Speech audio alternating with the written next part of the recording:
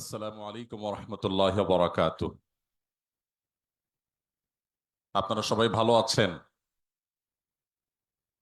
সবাই যেভাবে মোবাইলগুলো তুলে ধরেছেন তাতে সন্দেহ হচ্ছে আলোচনা কি মোবাইলে শোনা দরকার না আপনাদের?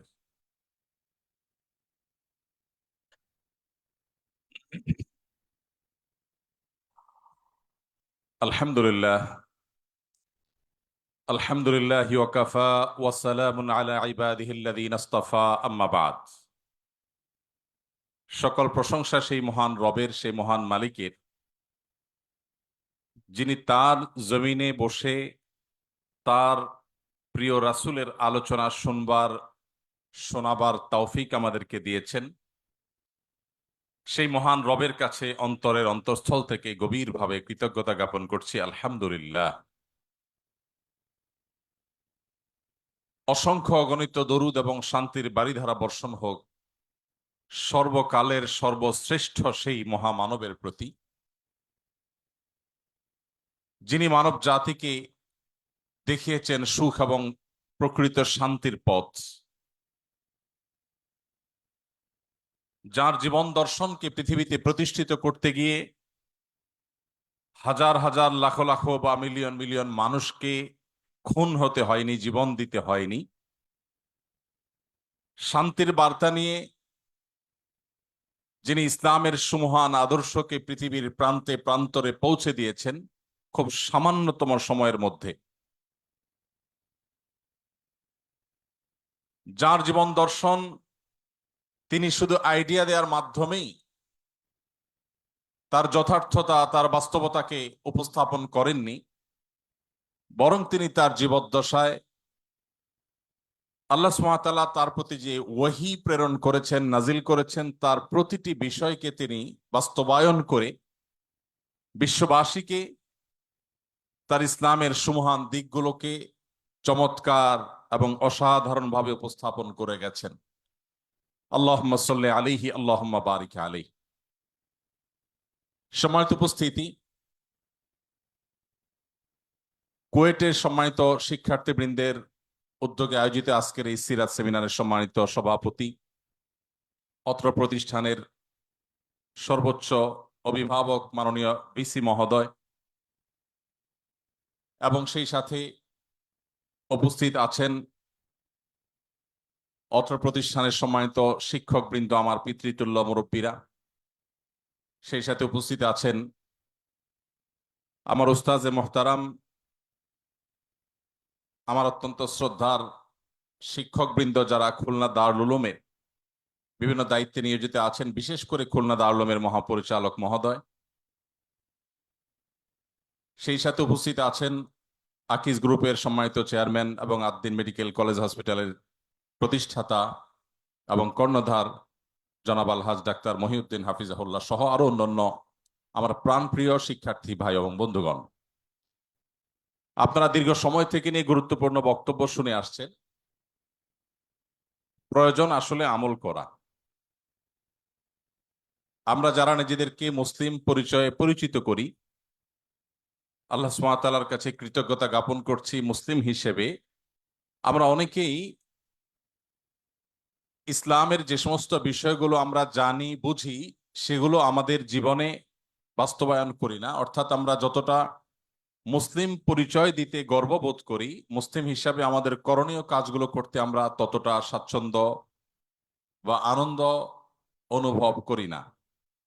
তো আমার মনে হয় যে যে সমস্ত বক্তব্য ইতোমধ্যে হয়েছে, যে সমস্ত আলোচনা হয়েছে, অনেক গুরুত্বপূর্ণ বক্তব্য নিশ্চয়ই হয়েছে, সেগুলো আমল করা আমাদের জন্য বেশি গুরুত্বপূর্ণ। আমি মূলত নবী করিম সাল্লাল্লাহু আলাইহি সাল্লামের সিরাত বা তার জীবন ইতিহাসের সুনির্দিষ্ট কোনো অংশ বা কোনো দিক নিয়ে কথা না বলে, নবী করিম সাল্লাল্লাহু আলাইহি সাল্লাম আমাদেরকে যে শরিয়াহ বা আমাদেরকে যে জীবন দর্শন দিয়ে গেছেন, সেই জীবন দর্শন নিয়ে আমরা সংক্ষেপে কিছু কথা বলতে চাই। নবী করিম সাল্লাল্লাহু আলাইহি সাল্লাম যে ইসলামী শরিয়া আমাদের কাছে রেখে গেছেন, সেই ইসলামী শরিয়ার সৌন্দর্যগুলোর কয়েকটাকে আমরা খুব সংক্ষেপে আলোকপাত করতে চাই।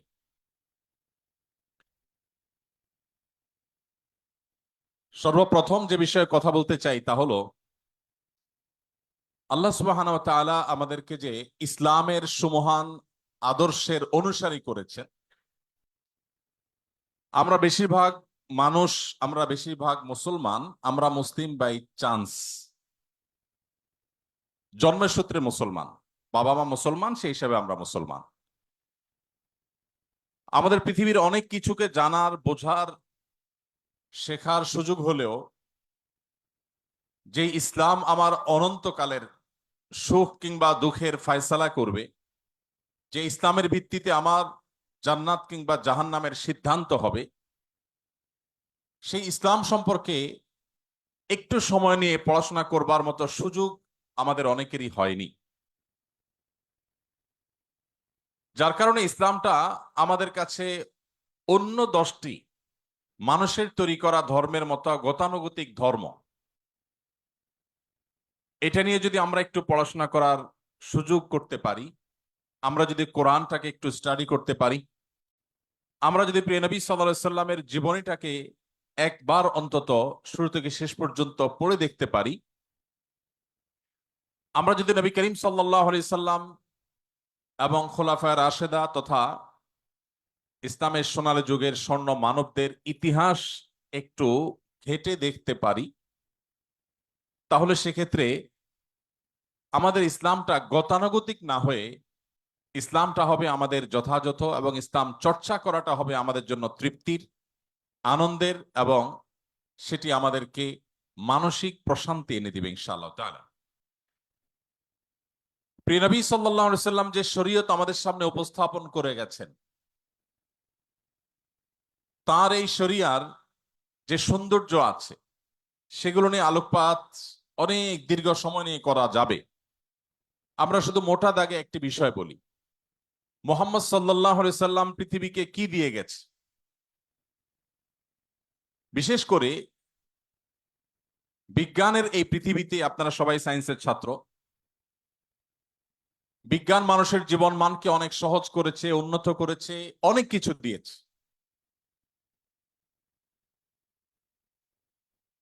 বস্তুবাদের জোয়ারের এই জয় জয়কার যখন চলছে গোটা বিশ্বে, নীতি নৈতিকতা বা আদর্শ মানুষের জীবনে যখন খুবই গুরুত্বহীন একটি বিষয়, এই সময়টাতে আমাদের কাছে জাগতিক জীবনের সৌন্দর্য, জাগতিক জীবন কতটা সহজ হলো, এই বিষয়টা অনেক গুরুত্বপূর্ণ। এবং সেই কারণে মুহাম্মদ সাল্লাল্লাহু আলাইহি ওয়াসাল্লাম পৃথিবীতে বিজ্ঞানের কোন থিওরি আবিষ্কার করে গেছেন, মানুষের জীবনমান উন্নয়ন করার ক্ষেত্রে তার কি ভূমিকা ছিল, এরকম বিষয় আশয়গুলোকে আমরা উপস্থাপন করে তাকে অন্যদের সাথে আমরা তুলনা বা কম্পেয়ার করার চেষ্টা করি। অথচ মুহাম্মদ সাল্লাল্লাহু আলাইহি সাল্লাম বিশ্ববাসীকে যা দিয়ে গেছেন,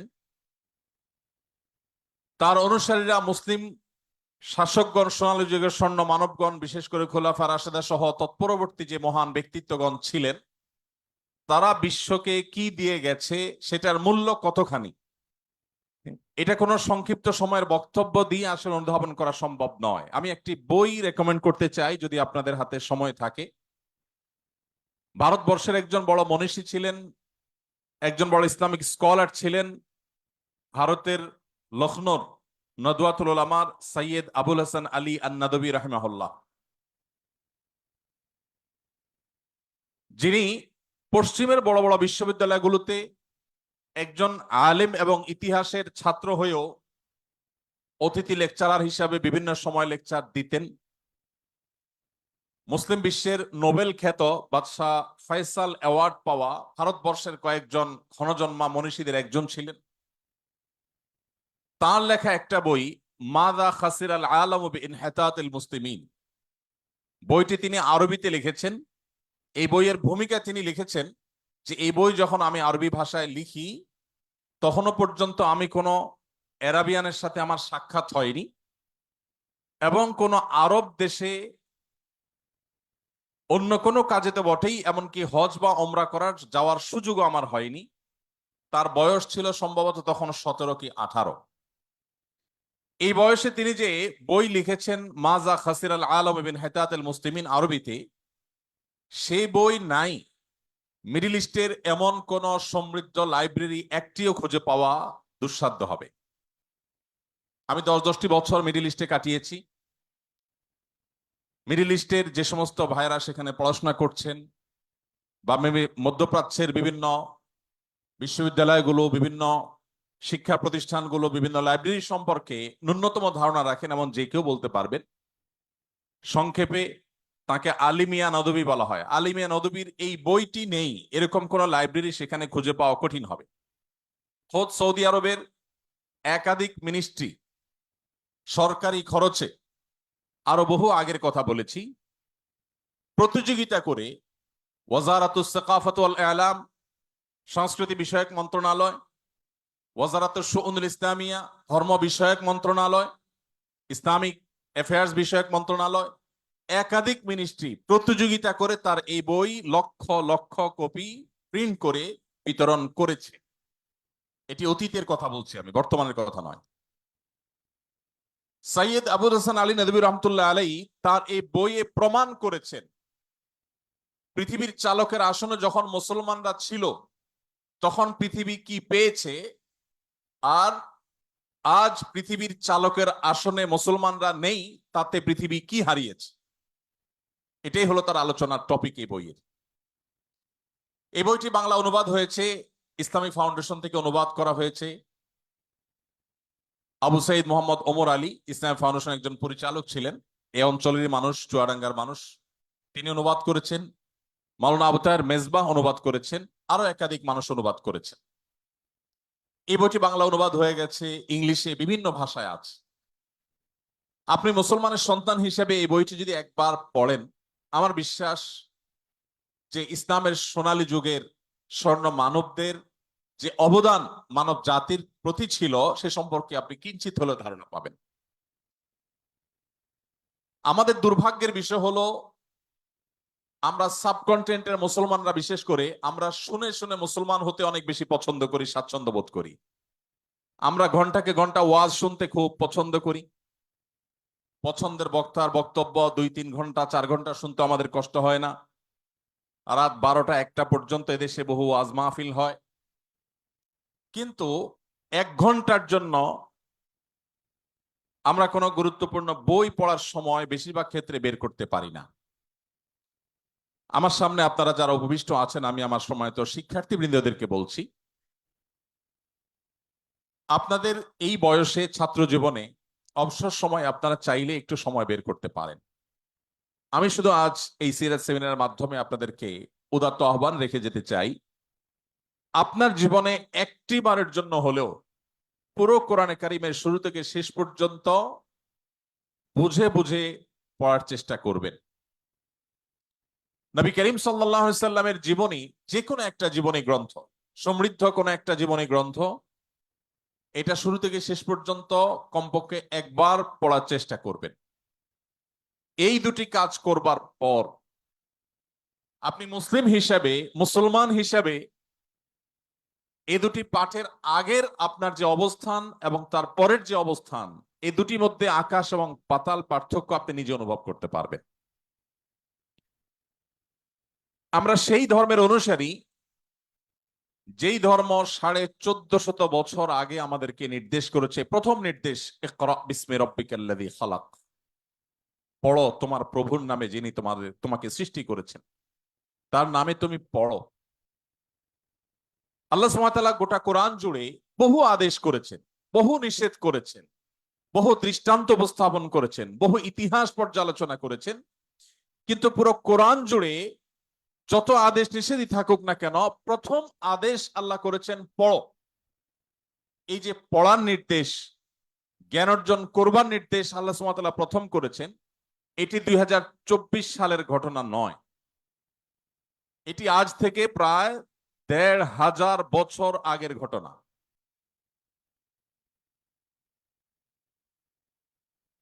1500 বছর আগের পৃথিবী যদি আমরা একটু কল্পনা করি, তাহলে আমাদের স্মৃতিপটে কি ভাসতে পারে?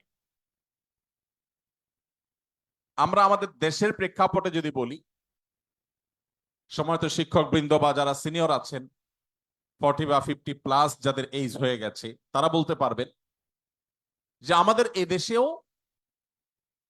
20-30 বছর আগেও গ্রামাঞ্চলে অনেক মানুষ ছিল, ছেলে মেয়েদেরকে বলতো এত পড়ালেখা করে কি হবে, খেতে যায় কাজ করো। এখন এমন একটা সময় এসেছে, একজন খেটে খাওয়া দিনমজুর ভাই তিনিও তার ছেলে মেয়েকে জ্ঞান অর্জন করাবার, পড়ালেখা করাবার গুরুত্ব তিনি বোঝেন। এই যদি হয় 20-30 বা 40 বছর আগের বাংলাদেশের কথা, তাহলে 1500 বছর আগের পৃথিবীর অবস্থা কেমন ছিল? সেই সমাজের বুকের উপর দাঁড়িয়ে মুহাম্মদ সাল্লাল্লাহু আলাইহি সাল্লাম উচ্চারণ করেছিলেন প্রথম নির্দেশ আল্লাহর পক্ষ থেকে পাওয়া ওয়াহি, ইকরা বিসমি রাব্বিকাল্লাযী খালাক। আজ পৃথিবীর এই চাকচিক্য দেখে যে সমস্ত মুসলিম ভাইয়েরা আমার ইসলাম নিয়ে হীনম্মন্যতায় ভুগছেন, যাদের মধ্যে এই সংশয় কাজ করছে যে আসলে আমরা মুসলমানরা পৃথিবীর জন্য কি করলাম। ইউরোপিয়ানরা আমাদেরকে সব দিয়েছে, পশ্চিমারা আমাদেরকে জীবনমানকে উন্নত করেছে, তাদের গবেষণা, তাদের থিওরি, তাদের জ্ঞান বিজ্ঞান, তাদের টেকনোলজি, তাদের শিল্প, এসব কিছু দ্বারা আমরা উপকৃত হচ্ছি। অ্যাজ এ মুসলিম আমার পূর্বপুরুষরা পৃথিবীকে কি দিয়ে গেছে, এটা নিয়ে দীর্ঘ আলোচনা করবার সুযোগ নেই। আমি শুধুমাত্র রেকমেন্ড করলাম, যদি সুযোগ থাকে, মুসলমানদের পতনে বিশ্ব কি হারালো বইটির অনুবাদ, আর আরবি নাম, মূল বইয়ের নাম হলো মাজা খাসিরাল আলো বিন হাইতাতুল মুসলিমিন। বিভিন্ন ভাষায় অনুবাদ হয়েছে, বাংলায় একাধিক পণ্ডিত ব্যক্তি অনুবাদ করেছেন। তো এই বইটি আপনি পড়লে আপনার এই প্রশ্নের উত্তর পেয়ে যাবেন। মুহাম্মদ সাল্লাল্লাহু আলাইহি সাল্লাম তিনি পৃথিবীকে কি দিয়ে গেছেন?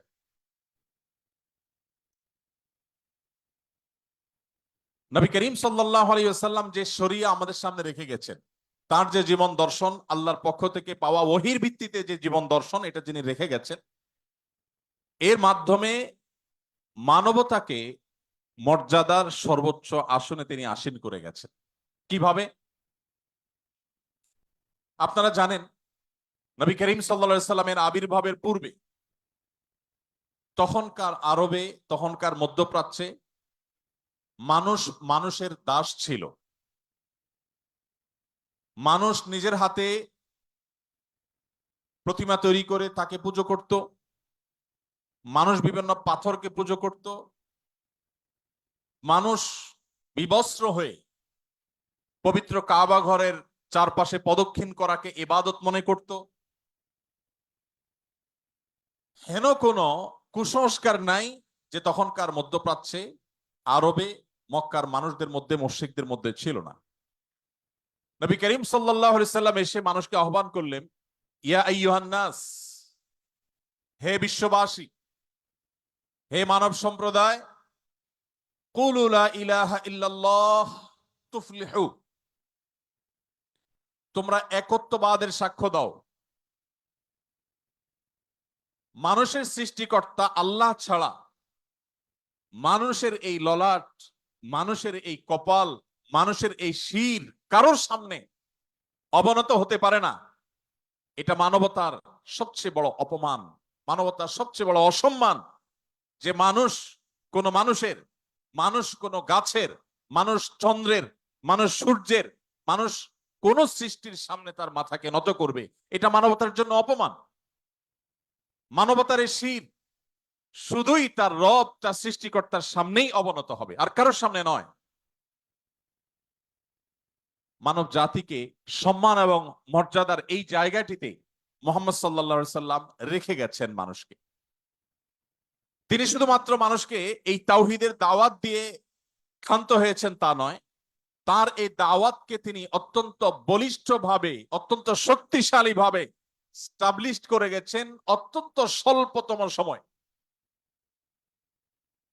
বন্ধুরা, আমাদের প্রিয় নবী সাল্লাল্লাহু আলাইহি সাল্লাম কত বছর বেঁচে ছিলেন? 63 বছর। মক্কায় তিনি কত বছর ছিলেন? 53 বছর। নবুয়তের পর 13 বছর, আর মোট 53 বছর। আর মদিনায় তিনি কত বছর বেঁচে ছিলেন? 10 বছর, মোট 63 বছর। তার এই 63 বছরের জীবনে আপনি একটি বছরও খুঁজে পাবেন না, একটি বছরও খুঁজে পাবেন না যেই বছর তিনি নিশ্চিন্তে, আরামে, শান্তিপূর্ণভাবে অতিবাহিত করতে পেরেছেন তার ওই বছরটাকে। এরকম একটি বছর আপনি খুঁজে পাবেন না। পৃথিবীতে আসার আগে থেকেই বিপদ মাথায় নিয়ে এসেছেন। পৃথিবীর আলো দেখবার আগেই, মাতৃগর্ভে থাকা অবস্থাতেই বাবাকে হারিয়েছেন। পৃথিবীর আলো দেখার পরপরই নিজের মমতাময়ী মাকেও হারিয়েছেন। এই যে শুরু হলো বিপদ, মাতৃগর্ভে থাকতেই বিপদ, সেই বিপদ তার জীবনের শেষ মুহূর্ত পর্যন্ত কাটেনি। মক্কায় মুশরিকরা তাকে বছর তো দূরের কথা, একটি রাত নিশ্চিন্তে ঘুমোতে দেয়নি। তার উপরে আগ্রাসন চাপিয়েছে, জুলুম চাপিয়েছে, শারীরিকভাবে হেনস্থা করেছে, মানসিকভাবে হেনস্থা করেছে।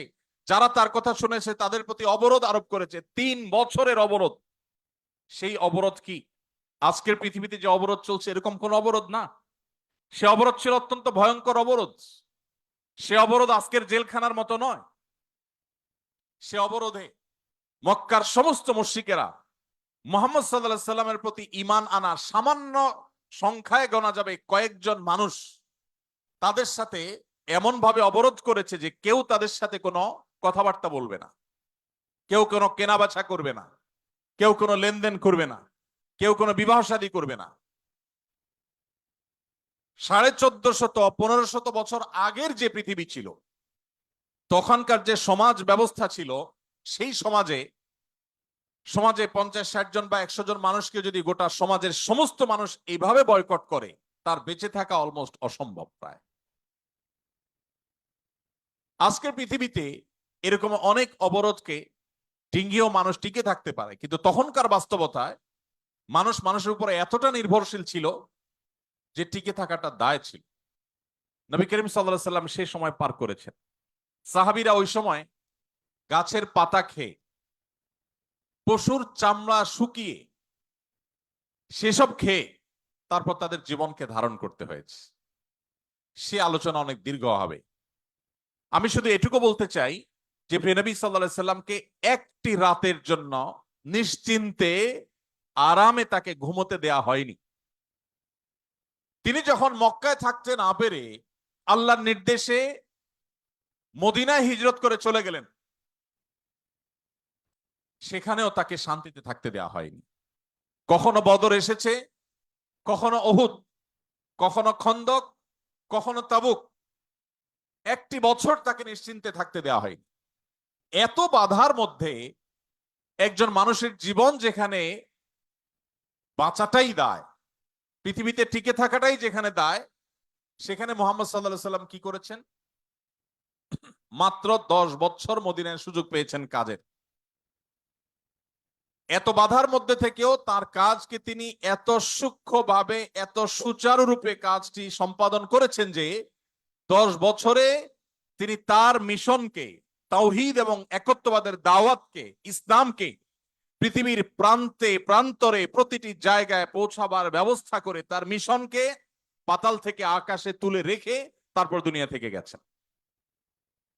সময় তো ভাইরা, 10 বছর তো আমাদের জীবনে একটা পরিবারের যে অবস্থা সেটা পরিবর্তন করার জন্য যথেষ্ট হয় না। আপনারা পড়াশোনা শেষ করে যখন চাকরিতে ঢুকবেন বা কোনো উদ্যোক্তা হবেন, কোনো ব্যবসা বাণিজ্য, কোনো একটা কিছু শুরু করবেন, 10 বছর তো গোছাতে গোছাতেই লাগে। সেখানে 10 বছরে গোটা পৃথিবীর পট পরিবর্তন করে দিয়েছেন মোহাম্মদ সাল্লাল্লাহু আলাইহি সাল্লাম। ভাইরা আমার, সেই মানুষটি, তার কাছে কি এমন মন্ত্র ছিল, কি এমন শক্তি ছিল যে শক্তি দিয়ে গোটা পৃথিবীকে এভাবে তিনি অত্যন্ত অল্প সময়ের মধ্যে, খুব অল্প মূল্যের বিনিময় গোটা পৃথিবীকে তিনি জয় করতে পেরেছেন। আজ আমরা নামধারী মুসলমান বা মুসলমান নাম ব্যবহার করি, মুহাম্মদ সাল্লাল্লাহু আলাইহি সাল্লামের উম্মত হিসেবে নিজেদেরকে দাবি করি, অথচ মুহাম্মদ সাল্লাল্লাহু আলাইহি সাল্লামের আদর্শ সম্পর্কে মৌলিক ধারণা পর্যন্ত আমাদের অনেকের নেই। আমরা হয়তো মুসলমান হিসাবে ইসলামের সেই সুমহান আদর্শ তার মূল্য, তার মর্যাদা, তার মাহাত্ম্য এটা পৃথিবীতে তুলে ধরতে পারছি না, কিন্তু মোহাম্মদ সাল্লাল্লাহু আলাইহি সাল্লাম খুব অল্প সময়ে সেটা অত্যন্ত সুচারুরূপে সম্পাদন করেছে। তার যে অবদানগুলো ছিল, তার যে শরিয়া আছে, এই শরিয়ার সবচেয়ে সুন্দর দিকটা হলো যে তিনি মানুষকে আল্লাহ রাব্বুল আলামিনের দাসত্বের প্রতি আহ্বান করেছেন। মানুষ শুধু গোলামি করবে কার? আল্লাহর। আল্লাহ ছাড়া অন্য কারোর যদি কেউ গোলামি করে, দাসত্ব করে, এটাকে মানবতার জন্য সবচেয়ে বড় অপমান হিসেবে উল্লেখ করা হয়েছে। এখন আপনি বলবেন যে আমরা যারা মুসলমান তারা তো আল্লাহর গোলামি করি, আমাদের একটা জায়গায় খুঁটি বাঁধা আছে, হালাল হারাম মেনে চলতে হয়, আল্লাহর আদেশ মেনে চলতে হয়, এটা করা যাবে না, ওইটা ধরা যাবে না, ওইটা বলা যাবে না, হাজারটা বাইন্ডিংস আছে। কিন্তু আমরা আমাদের যে সমস্ত বন্ধুদেরকে দেখি তারা মুক্তমনা,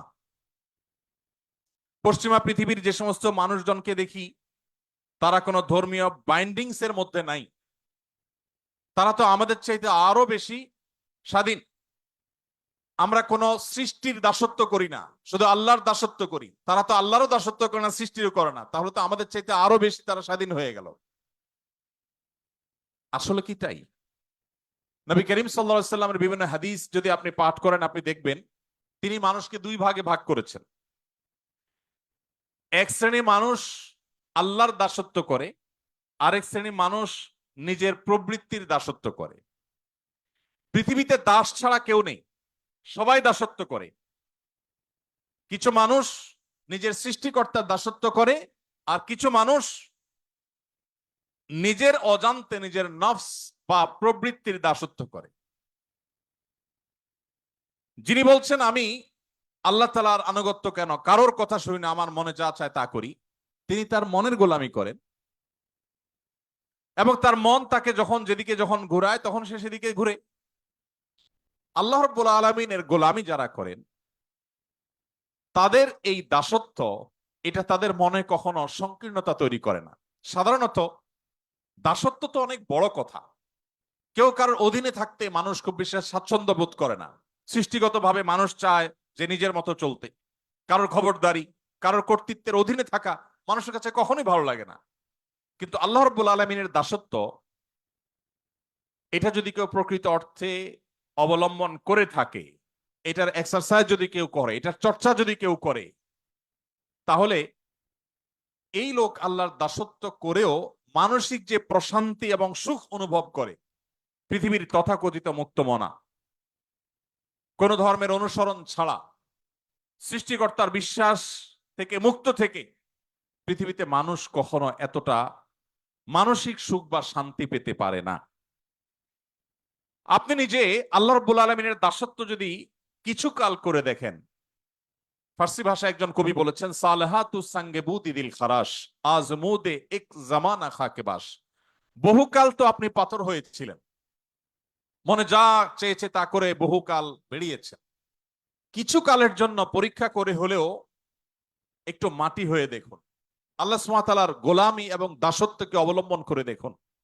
আল্লাহর শপথ করে বলছি, আপনি আল্লাহর সামনে আপনার মাথাকে যখন অবনত করে আপনি তাসবিহ নিবেদন করবেন, আল্লাহর পবিত্রতা জ্ঞাপন করবেন, আপনার যে কোনো বিপদে, যে কোনো কষ্টে যখন দুহাত তুলে চোখের পানি ছেড়ে দিয়ে আল্লাহর কাছে আপনার মনের কথাগুলো তুলে ধরবেন, আপনি হালকা অনুভব করবেন। কোনো মানুষের কাছে যদি আপনি যে নিজের চাওয়ার কথা বলেন, কোনো মানুষের কাছে যদি আপনি কোনো কিছু বলেন, হাত পাতেন, তো মানসিকভাবে আপনার কষ্ট হবে, আপনার দুঃখ হবে, অপমান বোধ হবে, লাঞ্ছনা অনুভব হবে যে আমি অমুকের কাছে ছোট হয়েছি। কিন্তু আপনি আপনার সৃষ্টিকর্তাকে যদি কখনো সেজদা নিবেদন করে থাকেন, আপনি যদি কখনো আল্লাহর শানে সেজদা দিয়ে তার পবিত্রতা জ্ঞাপন করেন, পুরো অস্তিত্বকে যদি আপনি বিলীন করে দিয়ে থাকেন, আপনার এই জীবনে সবচেয়ে সুখে কাটা মুহূর্তগুলোর মধ্যে একটি অনুভব করবেন সেই পবিত্র সিজদাকে। ভাইরা আমার, এখানে অলৌকিক, অদৃশ্য এবং অবর্ণনীয় এক সুখ আল্লাহ সুবহানাহু ওয়া তাআলা রেখেছেন শুধু আল্লাহর গোলামি এবং দাসত্বের মধ্যে, যেটা মানুষ খেয়াল খুশি মতো চলে তার জীবনে কখনো অর্জন করতে পারে না। পৃথিবীর যে সমস্ত দেশে বা যে সমস্ত অঞ্চলের মানুষ নিজেদেরকে অনেক বেশি স্বাধীন মনে করে, আল্লাহ সুবহানাহু ওয়া তাআলার দাসত্বের শৃঙ্খল থেকে যারা তাদেরকে মুক্ত মনে করেন, সেই মানুষগুলোর এনভায়রনমেন্ট, তাদের পরিবেশ, তাদের প্রকৃতি আমাদের চেয়ে অনেক সুন্দর। আপনারা যারা গিয়েছেন তারা বলতে পারবেন। ইউরোপের সে সমস্ত দেশগুলো, পশ্চিমা পৃথিবীর সে সমস্ত জায়গাগুলো মনে হবে ছবির মতো।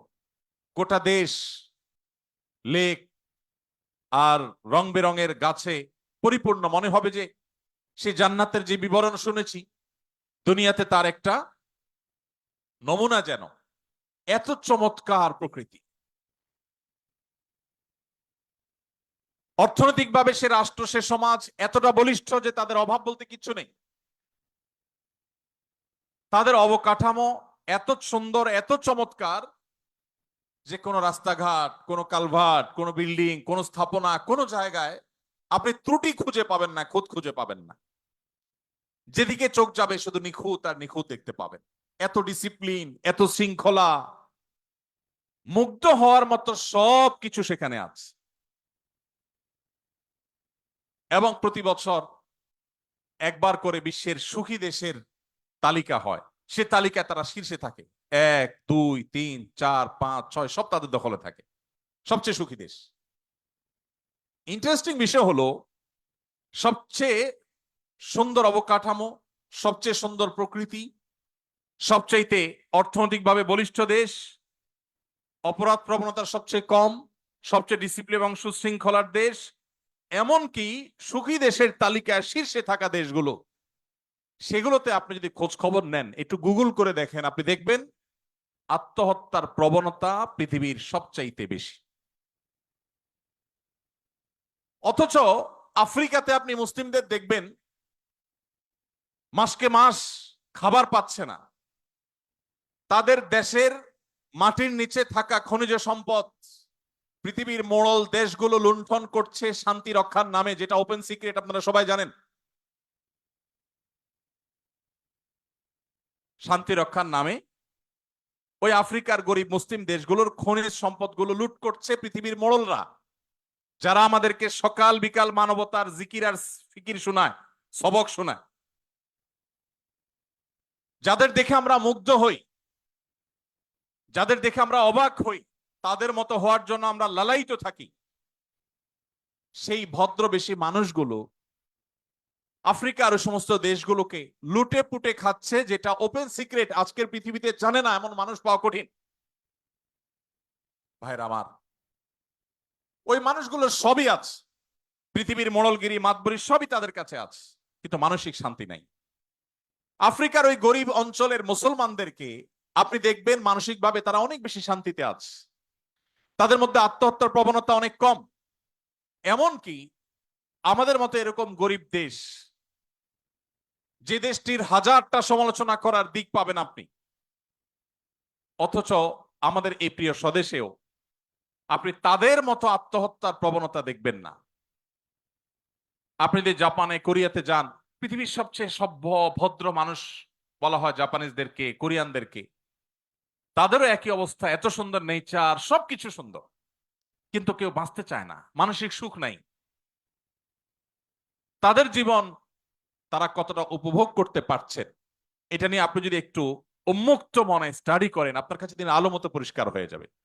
মুহাম্মদ সাল্লাল্লাহু আলাইহি সাল্লাম যে কাজটি করেছেন সেটি হলো পৃথিবীর মানুষকে আল্লাহর গোলামি এবং দাসত্বের পথে এনে রেখে গেছেন। আর আল্লাহর দাসত্ব করা মানুষ আর কারোর দাসত্ব করে না। তার চাইতে স্বাধীন আর কেউ হয় না, তার চাইতে শান্তিতে আর কেউ থাকে না, তার চাইতে মানসিক সুখ আর কেউ লাভ করে না। এই জিনিসটি মুহাম্মদ সাল্লাল্লাহু আলাইহি সাল্লাম আমাদেরকে দিয়ে গেছেন। মুহাম্মদ সাল্লাল্লাহু আলাইহি সাল্লাম সেই জীবন দর্শন দিয়ে গেছেন। তার যে শরিয়া, সে শরিয়ার আরেকটা সৌন্দর্য হলো এখানে কোনো জবরদস্তি নাই, কোনো বাড়াবাড়ি নাই। কোরআনে কারীমে আল্লাহ বলেছেন লা ইকরাহা ফিদ্দীন, ধর্ম গ্রহণে কোনো প্রকার জবরদস্তি চলবে না। আমি আবারও ফিরে যেতে চাই সেই 1450 বছর, 1500 বছর আগে। 2024-এর এই পৃথিবীতে অনেক সুন্দর সুন্দর কথা বলা ফ্যাশনের ব্যাপার, মত প্রকাশের স্বাধীনতার কথা, এটা আজকালকার যুগের বেশ চমকপ্রদ একটি স্লোগান। এই স্লোগান যে যত বেশি দিতে পারে সে ততটা আধুনিক হিসাবে সাব্যস্ত হয়। কিন্তু 1450 বছর আগের পৃথিবী যদি আপনি চিন্তা করে দেখুন, সেই পৃথিবীতে নবী করিম সাল্লাল্লাহু আলাইহি সাল্লাম বলেছেন, লা ইকরাহা ফিদ্দীন, ধর্ম গ্রহণে কোনো জবরদস্তি চলবে না, কোন প্রকার রক্তপাত ছাড়া, দু চারটা বিচ্ছিন্ন ঘটনা ছাড়া, উল্লেখযোগ্য কোন প্রকার রক্তপাত ছাড়া মুহাম্মদ সাল্লাল্লাহু আলাইহি সাল্লাম যেখানে মক্কা বিজয় করেছেন, তিনি নির্দেশ করলে মক্কার সমস্ত মানুষ ইসলামের ছায়াতলে আসতে বাধ্য হতো। কিন্তু তিনি পরিষ্কারভাবে সবাইকে বললেন যে কেউ যদি নিজ ধর্মে অটল থাকতে চায়, শিরক এবং ভুলের পথেও কেউ থাকতে চায়, সে স্বাধীনতা তাকে দেয়া হবে, তার পরিণতি সে আল্লাহর কাছে ভোগ করবে কিয়ামতের ময়দানে। কিন্তু পার্থিব জগতে অ্যাজ এ মুসলিম আমরা তাকে কখনো বাধ্য করব না আমাদের ইসলামে আসতে। নবী করিম সাল্লাল্লাহু আলাইহি সাল্লাম যখন মদিনায় গেলেন, তখনও কোনো জবরদস্তি করে একটি মানুষকে ইসলামের ছায়াতলে আনেননি। যখন তিনি মক্কায় ছিলেন তখনও করেননি। মক্কা যখন বিজয়ীর ভেষে যখন মক্কায় তিনি প্রবেশ করলেন, তখনও তিনি কাউকে জবরদস্তি করেননি। তার পরবর্তীতে যত শাসক ইসলামের ইতিহাসে এসেছে, পরবর্তী সময়কার শাসকদের কথা বলছি, তাদের অনেকের অনেক ভুল ছিল, অনেকের অনেক ত্রুটি ছিল, তাদের দুধের ধোয়া আমি বলছি না। কিন্তু একটা জায়গায় মুসলিমরা অন্য সবার চাইতে ইউনিক, সেটা হলো যে মুসলিম শাসকরা সচরাচর, বিচ্ছিন্ন ঘটনা থাকতে পারে, সচরাচর তারা ম্যাসিভ লেভেলে জবরদস্তি করে কাউকে ইসলামে তারা আনেন নাই। শুধু ভারতবর্ষে মুসলিমদের যে শাসনের ইতিহাস, সেটা যদি আপনি একটু অধ্যয়ন করেন, আপনি অবাক হতে বাধ্য হবেন। মুসলিমদের শাসনের কেন্দ্র ছিল দিল্লি, অথচ দিল্লিতে মুসলমানদের সংখ্যা সর্বকালেই সবচাইতে কম। কোন কালেই ভারতবর্ষে মুসলিম শাসনের কেন্দ্র এই বাংলাদেশ বা এই অঞ্চল ছিল না। কিন্তু আল্লাহ সুবহানাহু ওয়া তাআলা আমাদের পূর্বপুরুষদেরকে হেদায়েত নসিবে রেখেছেন, তারা ঈমান এনেছেন। যদি মুসলমানরা জোর করে মানুষকে ইসলামে দাখিল করাতো, ইসলামে প্রবেশ করাতো, তাহলে সেক্ষেত্রে সেই সময়টাতেই জোর করে দলে দলে মানুষকে ইসলামে তারা প্রবেশ করাতেন। ইসলামের একটা অন্যতম সৌন্দর্য হলো যে আজকের যুগে মত প্রকাশের স্বাধীনতা কথা বলাটা অনেক সহজ, সেই পরিবেশ আছে। মানুষ আধুনিক বিশ্বে এখন মত প্রকাশের স্বাধীনতাকে অনেক রেসপেক্ট করে, কিন্তু নবী করিম সাল্লাল্লাহু আলাইহি সাল্লাম ১৫০০ বছর আগে সেটা করে গেছেন। প্রত্যেকটা মানুষকে ধর্ম গ্রহণের ক্ষেত্রে পরিপূর্ণ স্বাধীনতা দিয়েছেন এবং কোন প্রকার জবরদস্তি কারোর উপরে কখনো তিনি আরোপ করেননি। নবী করিম সাল্লাল্লাহু আলাইহি সাল্লামের যে শরিয়া তিনি রেখে গেছেন, এই শরিয়ার আরেকটি সৌন্দর্য হলো আমাদের সমাজে আপনি দেখবেন ইসলামী শরিয়ার কথা বলা হলে এক শ্রেণীর মানুষ এটাকে অত্যন্ত বর্বর, অত্যন্ত কষ্টের, অত্যন্ত কঠোর এরকম একটা চিত্র দেওয়ার চেষ্টা করে, এরকম একটা রূপ দেওয়ার চেষ্টা করে যে ইসলাম মানে অনেক জটিল, অনেক কঠিন, মেয়েরা বাহির হইতে পারবে না, পড়ালেখা করতে পারবে না, কোনো কথা বলা যাবে না, ধরা ছোঁয়া যাবে না, এরকম একটা ব্যাপার সবার মনে হয়। অথচ আমরা অনেকে জানি না ইসলামী শরিয়ায় ব্যক্তিগত কোনো অপরাধ শরিয়ার বিচারে কোরআন এবং সুন্নাহর আলোকে যেগুলো অপরাধ, যেগুলো পাপের কাজ, গুনাহের কাজ, অন্যায় কাজ, এগুলো যদি ব্যক্তিগত পর্যায়ের হয়, ইসলামী শরিয়ার দণ্ডবিধিতে সেগুলোর জন্য কোনো শাস্তির কথাই বলা হয়নি। যেমন ধরা যাক কেউ একজন মিউজিক্যাল ইনস্ট্রুমেন্ট ব্যবহার করে গান করছেন বা গান শুনছেন, যদি তিনি কারো ডিস্টার্বের কারণ না হয়, তার এই অপরাধের জন্য ইসলামী হুদুদ বা দণ্ডবিধিতে কোনো হদ বা কোনো শাস্তির কথা, সুনির্দিষ্ট কোনো শাস্তির কথা শরীয়ত বলে দেয়নি। অবস্থার পর্যবেক্ষণ করে কোনো পরিবেশে কোনো পরিস্থিতিতে যদি নিয়ন্ত্রণহীন হয় বা প্রয়োজন হয়, তাহলে সেক্ষেত্রে তখনকার যারা বিচারক থাকবেন, তখনকার যে বিচার ব্যবস্থা থাকবে, ইসলামী শরিয়া এটা তাদের উপরে ছেড়ে দিচ্ছে, বাট কোনো ফিক্স শাস্তির কথা শরীয়ত বলে নাই। কেউ যদি ইসলামের সবচেয়ে গুরুত্বপূর্ণ বিধান নামাজও না পড়ে, অনেক ইমামদের মতো সে ইসলাম থেকে খারিজ হয়ে যায়, কিন্তু ইসলামী শরিয়ার দণ্ডবিধিতে নামাজ পড়ে নাই এই জন্য তাকে এত বেত্রাঘাত করতে হবে, এতদিন জেল দিতে হবে, অমুক দণ্ড দিতে হবে, এরকম কোনো কথা বলে নাই। এভাবে একজন মানুষ মুসলিম হয়েও যদি অনেক অপরাধে লিপ্ত হয়, যেই অপরাধটার ক্ষতি ওই ব্যক্তির উপরেই শুধুমাত্র বর্তাবে, সমাজের উপরে বর্তাবে না, শরীয়ত ওইটার জন্য কোনো শাস্তির বিধানের কথা পরিষ্কার করে নির্দিষ্ট করে বলেইনি। এর বিপরীতে যদি এমন কোন অপরাধ কেউ করে যেই অপরাধটা সমাজকে ক্ষতিগ্রস্ত করতে পারে, কেউ চুরি করলো, কেউ ডাকাতি করলো, ছিনতাই করলো, ধর্ষণ করলো, এমন কোন অপরাধ করলো যেই অপরাধের প্রবণতা সমাজে বৃদ্ধি হয়ে সমাজকে রুগ্ন করে দিতে পারে, সেটার ব্যাপারে ইসলাম কঠোর শাস্তির কথা বলেছে। তাহলে ইসলামী শরিয়া মানেই যে ভীতিকর একটা বিষয়, এটাকে নানাভাবে পশ্চিমারা আমাদের সামনে তুলে ধরেছে। আমরা সেটাকে গিলছি গোগ্রাসে। আমাদের দেশের এক শ্রেণীর মিডিয়া ইসলামকে, ইসলামী শরিয়াকে আসামের কাঠগড়ায় রেখে এমন ভাবে আমাদের সামনে চিত্রায়িত করেছে মনে হয় ইসলামী শরিয়া মানে বিরাট ভয়ঙ্কর কিছু। অথচ এখানে ব্যক্তিগতভাবে আপনি ইসলাম লঙ্ঘন করলেও ইসলাম তার জন্য কোনো ইসলামের দণ্ডবিধিতে কোনো দণ্ডের, সুনির্দিষ্ট দণ্ডের কথা বলে না, কোনো হদের কথা বলেনি। একটি সমাজে মানুষ স্বাধীনতা যতটুকু ভোগ করার সুযোগ পেতে পারে তার সবটুকুন ইসলাম রেখেছে। যখনই মানুষের কোনো স্বাধীনতা সমাজকে ক্ষতিগ্রস্ত করবে, অন্যদের মধ্যে সেটা প্রভাবিত হবে, তখন ইসলাম সেখানে ইন্টারফেয়ার করেছে এবং সেখানে দণ্ডবিধির কথা বলেছে। মুহাম্মদ সাল্লাল্লাহু আলাইহি সাল্লাম যে শরীয়ত আমাদেরকে দিয়ে গেছেন, এই শরীয়ত এতটা অগ্রসর, আজ পৃথিবী শিল্প বিপ্লবের পর নানাভাবে পৃথিবীর পরিবেশকে নষ্ট করেছে। পশ্চিমাদের কাছে এখন সবচেয়ে মুখরোচক স্লোগানের নাম হলো পরিবেশ রক্ষা। পৃথিবীর সবচেয়ে বেশি বাজেট আজকের পৃথিবীতে পরিবেশের জন্য। পশ্চিমা দেশগুলোতে গেলে আপনি দেখবেন রাস্তার ধারে ধারে তারা সাইকেল চালানোর জন্য আলাদা লেন করে রেখেছে, বিশাল বড় লেন করে, লেন খালি ফেলে রেখেছে। কেন? মানুষ গাড়ি ছেড়ে যেন সাইকেল ধরে, যেন পরিবেশ একটু রক্ষা পায়।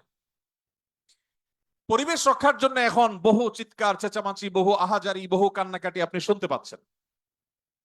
আর এই সময়টাতে বৃক্ষরোপণ করা, পরিবেশের ভারসাম্য রক্ষা করার জন্য নানান ওয়াজ, নসিহত, লেকচার, সেমিনার, সিম্পোজিয়াম, বক্তব্য, গবেষণা আপনি দেখতে পাচ্ছেন। এটা কখন পৃথিবীর মানুষ আঁচ করেছে? যখন পৃথিবী অপরিকল্পিত তথাকথিত আধুনিকায়নের নামে পৃথিবীর তার স্বকীয়তা হারিয়েছে। কলকারখানা, কালো ধোঁয়া, এরকম শিল্পোন্নয়নের নামে পৃথিবীর পরিবেশকে যখন ধ্বংস করা হয়ে গেছে, এখন পৃথিবীর মানুষ নড়ে চড়ে বসেছে, না আমাদের এই ভারসাম্য ঠিক রাখতে হবে, আর না হলে আমরা বাঁচবো না, পৃথিবী বাঁচবে না। মুহাম্মদ সাল্লাল্লাহু আলাইহি সাল্লাম যে শরীয়ত দিয়ে গেছেন, সেই শরীয়তে পরিবেশের ভারসাম্য রক্ষায়, পরিবেশকে সুরক্ষিত রাখবার জন্য বৃক্ষরোপণ থেকে নিয়ে যে সমস্ত কর্মসূচির কথা বলেছেন, সেটি ওই সেই 1450 বছর আগে বলেছেন, যখন শিল্প বিপ্লব হয়নি, যখন পৃথিবী দূষিত হয়নি, যখন বায়ু দূষিত হয়নি, যখন পরিবেশ নষ্ট হয়নি, তখন তিনি বলেছেন তোমাদের হাতে যদি, কারোর হাতে যদি গাছের কোনো চারা থাকে, আর এদিকে সে দেখতে পায় ইসরাফিল সিংহা ফুৎকার দিয়ে পৃথিবীর এই জগৎকে, সৃষ্টি জগৎকে শেষ করে ফেলবে, মহাপ্রলয় আসছে, এটা যদি কেউ দেখতে পায়, আর তার হাতে থাকা গাছের চারাটা তিনি রোপণ করতে যাচ্ছিলেন, এই মুহূর্তে দেখতে পায় মহাপ্রলয় হয়ে সব ধ্বংস হয়ে যাবে, এই চারা তো থাকবার কথা নয়, এইরকম পরিস্থিতিতেও যেন তিনি গাছ রোপণ করতে দ্বিধা না করেন, ওই সময়ও যেন সে তার হাতে থাকা গাছের চারাটাকে রোপণ করে দেয়। নবী করিম সাল্লাল্লাহু আলাইহি সাল্লাম যখন পরিবেশ রক্ষার জন্য এইরকম নির্দেশনা দিয়েছেন, বৃক্ষরোপণের গুরুত্ব আরোপ করেছেন, মদিনাবাসীকে কৃষি কাজের জন্য উদ্বুদ্ধ করেছেন, কোরআন এবং হাদিসে শুধু কৃষির উপরে যে সমস্ত আয়াত এবং হাদিসগুলো আছে, কয়েক শত আয়াত এবং হাদিস আছে শুধুমাত্র কৃষি কাজের গুরুত্ব আরোপের জন্য, আমরা সেগুলো চর্চা নাই। তখন পৃথিবী আজকের মতো এরকম পরিবেশের ভারসাম্য হারায়নি, তখন পৃথিবীকে এভাবে নষ্ট করা হয়নি, পৃথিবীর পরিবেশ খারাপ হয়নি। সেই সময় নবী করিম সাল্লাল্লাহু আলাইহি সাল্লাম যে সলিউশন দিয়ে গেছেন, এখন বিশ্ববাসী সেটার গুরুত্ব অনুভব করছে। ভাইরা আমার, পৃথিবীর সকল সভ্যতায় মানুষ হত্যা করা অপরাধ, সকল সভ্যতায়, সকল সমাজে মানুষ হত্যা করাকে অপরাধ মনে করা হয়। মুহাম্মদ সাল্লাল্লাহু আলাইহি সাল্লাম যে শরীয়ত দিয়েছেন, সেখানে মানুষ হত্যা করা তো বটেই, কোন মানুষকে হত্যার জন্য অথবা হত্যার উদ্দেশ্য ছাড়া দুষ্টুমি করেও যদি কেউ ভয় দেখায়, অনেক সময় বন্ধু বান্ধব একে অন্যকে দুষ্টামি করে ছুরি ধরেন, ভয় দেখান, কোন অস্ত্র দিয়ে ভয় দেখান, নবী করিম সাল্লাল্লাহু আলাইহি সাল্লাম কঠোরভাবে সেটাও করতে নিষেধ করেছেন, কারণ সব মানুষের হার্ট একরকম হবে না। অনেক দুর্বল চিত্তের মানুষ আছে, অনেকে সেখান থেকে অসুস্থ হতে পারে, অনেকে দুর্ঘটনার শিকার হতে পারে। মানুষ হত্যা তো অনেক পরের কথা, মানুষ হত্যার প্রচেষ্টাও তো অনেক পরের কথা। দুষ্টমি করে বা কোনোভাবে কাউকে ভীতি প্রদর্শন করা পর্যন্ত ইসলামে নিষেধ করা হয়েছে। ভাইরা আমার, সারা বিশ্বের সমস্ত সভ্যতায় কোন নারীকে উত্ত্যক্ত করা, শারীরিক বা মানসিক ভাবে তাকে হ্যারাসমেন্ট করা, এটা অপরাধ সব সমাজে। ইসলাম তার চাইতে আরো এক ধাপ এগিয়ে। মুহাম্মদ সাল্লাল্লাহু আলাইহি সাল্লাম যে জীবন দর্শন আমাদেরকে দিয়ে গেছেন, সেখানে কোন নারীকে আপনি মুখে অশোভন উক্তি করে তাকে লাঞ্ছিত করা, তাকে হেনস্থা করা, শারীরিকভাবে মানসিকভাবে তাকে হেনস্থা করা, এগুলো তো অপরাধ বটেই।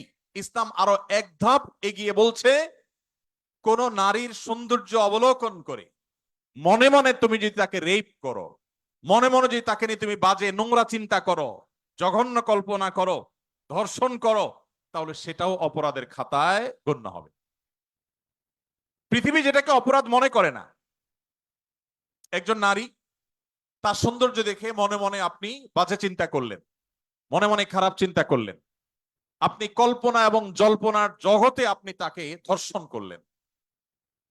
আপনার সেই কল্পনাগুলোকে যদি আপনি মুখের ভাষায় প্রকাশ করেন, পৃথিবীর কোন নারী সেটাকে স্বাভাবিকভাবে নিবে না। যত উদারতার কথা বলেন,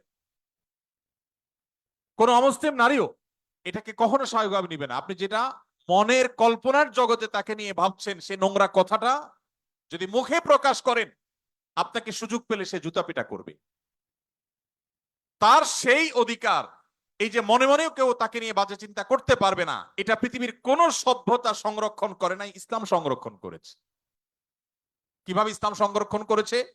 পরিষ্কার ভাবে নবী সাল্লাল্লাহু আলাইহি সাল্লামের হাদিস রয়েছে, জিনাল আইনি আন-নাযর, কোন নারীর প্রতি লোলুপ দৃষ্টিতে তাকিয়ে জঘন্য চিন্তা করলে তুমি, এই তোমার দৃষ্টিটাও একটা ব্যভিচার হিসাবে তোমার অ্যাকাউন্টে লেখা হবে, তোমার অপরাধ হিসেবে গণ্য হবে, কিয়ামতের ময়দানে শাস্তি তোমাকে পেতে হবে। কেন? একজন নারীকে তুমি শারীরিকভাবে হেনস্থা করো নাই, মানসিকভাবে হেনস্থা করো নাই, কিন্তু তোমার দৃষ্টি দিয়ে তাকিয়ে মনে মনে তাকে নিয়ে জল্পনা কল্পনা করে এই মনোজগতে তাকে তুমি রেপ করেছো, এই জন্য তোমার আল্লাহর কাছে জবাবদিহি করতে হবে, কিয়ামতের ময়দানে শাস্তির মুখোমুখি হইতে হবে। এটাকে অপরাধ হিসেবে গণ্য করেছে। পৃথিবীর কোন সভ্যতা যেটাকে অপরাধ হিসাবে গণ্য করেনি। ভাইরা আমার, বিচার বহির্ভূত হত্যা পৃথিবীর সকল সভ্যতায় খারাপ কাজ। সব সমাজ এটাকে খারাপ মনে করে যে বিচার বহির্ভূত হত্যা করা যাবে না। যে কোনো মানুষের বিচার পাওয়ার অধিকার আছে। নবী করিম সাল্লাল্লাহু আলাইহি সাল্লামের সামনে সেই 1450 বছর আগের বাস্তবতা, বারবার আমি এই শব্দটি বলছি, কারণ আমরা নবী করিম সাল্লাল্লাহু আলাইহি সাল্লাম বা মুহাম্মদ সাল্লাল্লাহু আলাইহি সাল্লামকে যদি মূল্যায়ন করতে হয় আজকের পার্সপেক্টিভে, 2024-এর পৃথিবীর সাথে যদি আপনি তুলনা করেন, সেই তুলনাটা যথার্থ হবে না। আজকের পৃথিবীতে মানবাধিকারের কথা বলা এটা একটা ফ্যাশনের ব্যাপার, আমি সবসময় বলার চেষ্টা করি। এখন আপনি যত বেশি অধিকার অধিকার বলবেন, অধিকার অধিকার যত বেশি কপচাবেন, তত বেশি বাহবা পাবেন যে লোকটা অনেক সচেতন, এ লোকটা অনেক আধুনিক, অনেক স্মার্ট। আপনাকে পৃথিবীর বিভিন্ন মোড়ল দেশের এম্বাসিগুলো ডেকে ডেকে আপনাকে অনেক প্রজেক্ট দিবে, আপনার ফান্ডের অভাব হবে না, কারণ আপনি অধিকার নিয়ে কাজ করছেন, মানবাধিকার কর্মী, আপনি আপনি সমাজ কর্মী। এগুলো শুনতে বেশ ভালো শোনা যায়, এগুলো ফ্যাশনের ব্যাপার। 1450 বছর আগের পৃথিবী যখন নিজের সন্তান কন্যা হয়েছে, বাবার সাথে যুদ্ধে যেতে পারবে না, শুধুমাত্র এই কারণে সেই কন্যাকে জীবন্ত পুঁতে ফেলে বাপ পৈশাসিক আনন্দে মেতে উঠত, সেই সমাজের বুকের উপরে দাঁড়িয়ে মুহাম্মদ সাল্লাল্লাহু আলাইহি সাল্লাম বলেছিলেন, তোমাদের কেউ যদি দুটি কন্যা সন্তানের বাবা হয় এবং সে যদি তাদের সাথে সুন্দর আচরণ করে, তাদের কোনো অধিকার নষ্ট না করে, তাদের জন্য জান্নাতের গ্যারান্টি রয়েছে। এটা 1450 বছর আগের ওই বর্বর সমাজের বুকের উপরে দাঁড়িয়ে তিনি বলেছিলেন। যে আরাবিয়ানরা তাদের বাইরের মানুষকে, অন্য ভাষার মানুষকে মানুষ মনে করতে 10 বার ভাবতো, সেই সমাজের মানুষের বুকের উপরে দাঁড়িয়ে ঐতিহাসিক বিদায় হজের ভাষণে তিনি বলেছিলেন, আলা লা ফাদলা লি আরাবিয়্যিন আলা আজামি ওয়ালা লি আজামিয়্যিন আলা আরবি। মনে রাখবে, কোন আরাবিয়ানের কোন শ্রেষ্ঠত্ব নাই কোন নন আরাবিয়ানের উপরে। একজন কালো রঙের আফ্রিকান মানুষের কোন প্রকার তার উপরে কোন আরাবিয়ান সাদা চামড়ার মানুষের কোনো মর্যাদা নেই। মর্যাদা হবে মানুষের তাকওয়ার ভিত্তিতে, মানুষের মানসিকতার ভিত্তিতে, কর্মের ভিত্তিতে। যদি বাংলাদেশের আনাচে কানাচে থাকা কোন গ্রামের মানুষ তিনি সৎ হন তার চিন্তায়, তার কর্মে, তার দর্শনে, তাহলে সেই মানুষটি আরবের মক্কার কাবার পাশে থাকা, কাবার ভেতরে থাকা কোন খারাপ মানুষ, খারাপ চিন্তা, খারাপ কর্মের মানুষের চাইতে ওই বাংলাদেশের আনাচে কানাচে থাকা মানুষ আল্লাহর কাছে শ্রেষ্ঠ এবং সেরা। ইসলাম সেই কথা বলেছে। আজ পৃথিবীর যে সমস্ত দেশের মানুষরা আমাদেরকে সভ্যতা শিখায়, যারা আমাদেরকে অধিকারের সবক দেয়, মুসলমানের সন্তান জানে না সে বাঘের বাচ্চা, তাদের কাছ থেকে সবক নেওয়ার প্রয়োজন নেই। তাদের 14 গোষ্ঠীর জন্মের শত শত হাজার বছর আগে আমাদেরকে ইসলাম সেই সুমহান জীবন দর্শন দিয়ে গেছে, যখন তারা সেগুলোর কথা কল্পনাও করে নেই। দুর্ভাগ্য আমাদের, আজ আমাদের সেই ইসলাম কোরআনে আছে, আমাদের ইসলাম হাদিসে আছে, সেই ইসলাম আমাদের জীবনে নেই, আমাদের সমাজে নেই, আমাদের পরিবারে নেই, আমাদের রাষ্ট্রে নেই। এটা হলো আমাদের দুর্ভাগ্যের বিষয়। সেজন্য আজ শেয়ালের বাচ্চারা বাঘের বাচ্চাকে মানবতা শিখায়। ভাইরা আমার, পৃথিবীর সে সমস্ত অঞ্চলে মানুষেরা আমাদেরকে সংখ্যালঘুদের অধিকারের কথা বলে, যে সমস্ত দেশে এখনো মুসলমানরা ছেড়ে কাশতে পারে না। 2024-এর এই পৃথিবীতে আপনি যদি পৃথিবী ঘুরেন, আপনি দেখবেন একটা রুম ভাড়া করে মুসলমানরা নামাজ পড়বে, পারমিশন নাই। আমি কোন দেশের নাম উল্লেখ করতে চাই না। তাদের ক্রিসমাস ডে উপলক্ষে আপনি দেখবেন সকল শিক্ষা প্রতিষ্ঠানের স্টুডেন্টরা বর্ণিল লাল কালারে তারা সুসজ্জিত হয়ে ওই দিন শিক্ষা প্রতিষ্ঠানে যাচ্ছে, আনন্দ করছে, উৎসব করছে, ফুর্তি করছে। সেটাতে তাদের কোনো অসুবিধা হয় না। কিন্তু আমরা মুসলমানরা যখন ওতে ওড়না পড়ি, তখন তাদের জাত চলে যায়। ভাইরা আমার, নারী অধিকারের কথা বলা তো এখন ফ্যাশনের ব্যাপার। এটা বলা তো এখন সেফ জোনে থাকার ব্যাপার। আপনি যত বেশি নারী অধিকার নিয়ে কপচাবেন, তত বেশি ওই যে বিদেশি এমবাসি গুলো এসে আপনাকে সেদে সেদে প্রজেক্ট দিয়ে যাবে, পত্রিকাগুলো আপনাকে কভারেজ দিবে। মুহাম্মদ সাল্লাল্লাহু আলাইহি সাল্লাম যখন নারী মুক্তির জন্য কাজ করেছেন, তখন পৃথিবীতে বাহবা দেওয়ার কেউ ছিল না।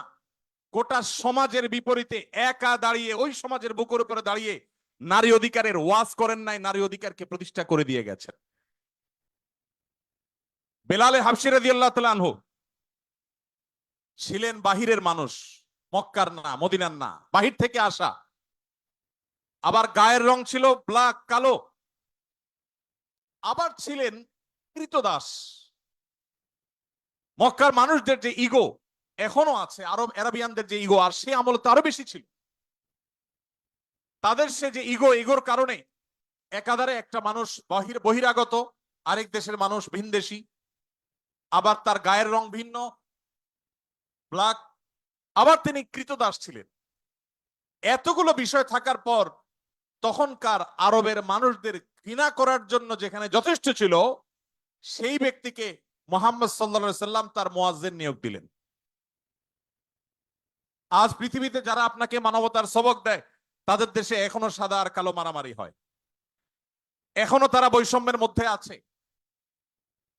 মুসলমান আজ তার ইসলাম নিয়ে দ্বিধায় পড়ে গেছে, সন্দিহান হয়ে গেছে। কারণ সে পড়াশোনা করে মুসলমান না, সে ওয়াজ শুনে মুসলমান, সে জন্মসূত্রে মুসলমান, সে মুসলমান বাই চয়েস না, সে পড়াশোনা করে মুসলমান না। আপনারা শিক্ষিত মানুষ, আপনারা জাতির বিবেক, আপনারা আগামীর বাংলাদেশ, আপনারাই আমাদেরকে নতুন বাংলাদেশ উপহার দিয়েছেন, আপনারাই আমাদেরকে স্বপ্ন দেখিয়েছেন। আমি আপনাদেরকে আজ এই সিরাত মাহফিলের মাধ্যমে উদাত্ত আহ্বান রাখতে চাই, আসুন জন্মসূত্রে মুসলমান নয়, ইসলামকে জানার চেষ্টা করি, পড়ার চেষ্টা করি। কোরআনটা খুলুন, সিরাতের বই একবারের জন্য জীবনে পড়ুন।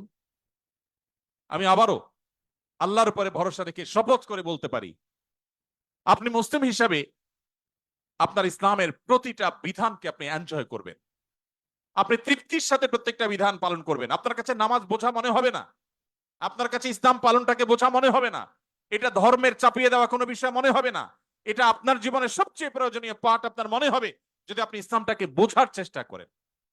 আল্লাহ তাআলা আমাদের সবাইকে সেই তৌফিক দান করুন। সমাজে ভাইরা আমার, ইসলামী শরিয়ার সৌন্দর্য নিয়ে আমি বলেছি যে এটা নিয়ে আলোচনা আসলে 2, 4, 5, 7 ঘন্টার বিষয় না, এটা নিয়ে আমাদেরকে স্টাডি করতে হবে, পড়াশোনা করতে হবে। আমি শুধুমাত্র নমুনা স্বরূপ কয়েকটা কথা বললাম যে নবী করিম সাল্লাল্লাহু আলাইহি সাল্লাম আমাদেরকে কি দিয়ে গেছেন। আমি বলছিলাম বিচার বহির্ভূত হত্যার কথা। বিচার বহির্ভূত হত্যা বা বিচার বহির্ভূত ভাবে আইনকে হাতে তুলে নেওয়া, মানুষকে বিচারহীন ভাবে কাউকে অন্যায় ভাবে কারোর উপর আঘাত করা, সব সমাজ এটাকে খারাপ মনে করা হয়। ইসলাম তার চাইতে আরো এক ধাপ এগিয়ে। কিভাবে? আপনি কোনো মানুষকে বিচারে প্রমাণিত হওয়ার আগে দোষী সাব্যস্ত করে শাস্তি দেওয়া তো পরের কথা। ইসলাম বলে ইজতানিবু কাসীরাম মিনাজ-যন্ন ইন্না বা'দায-যন্নি ইসম।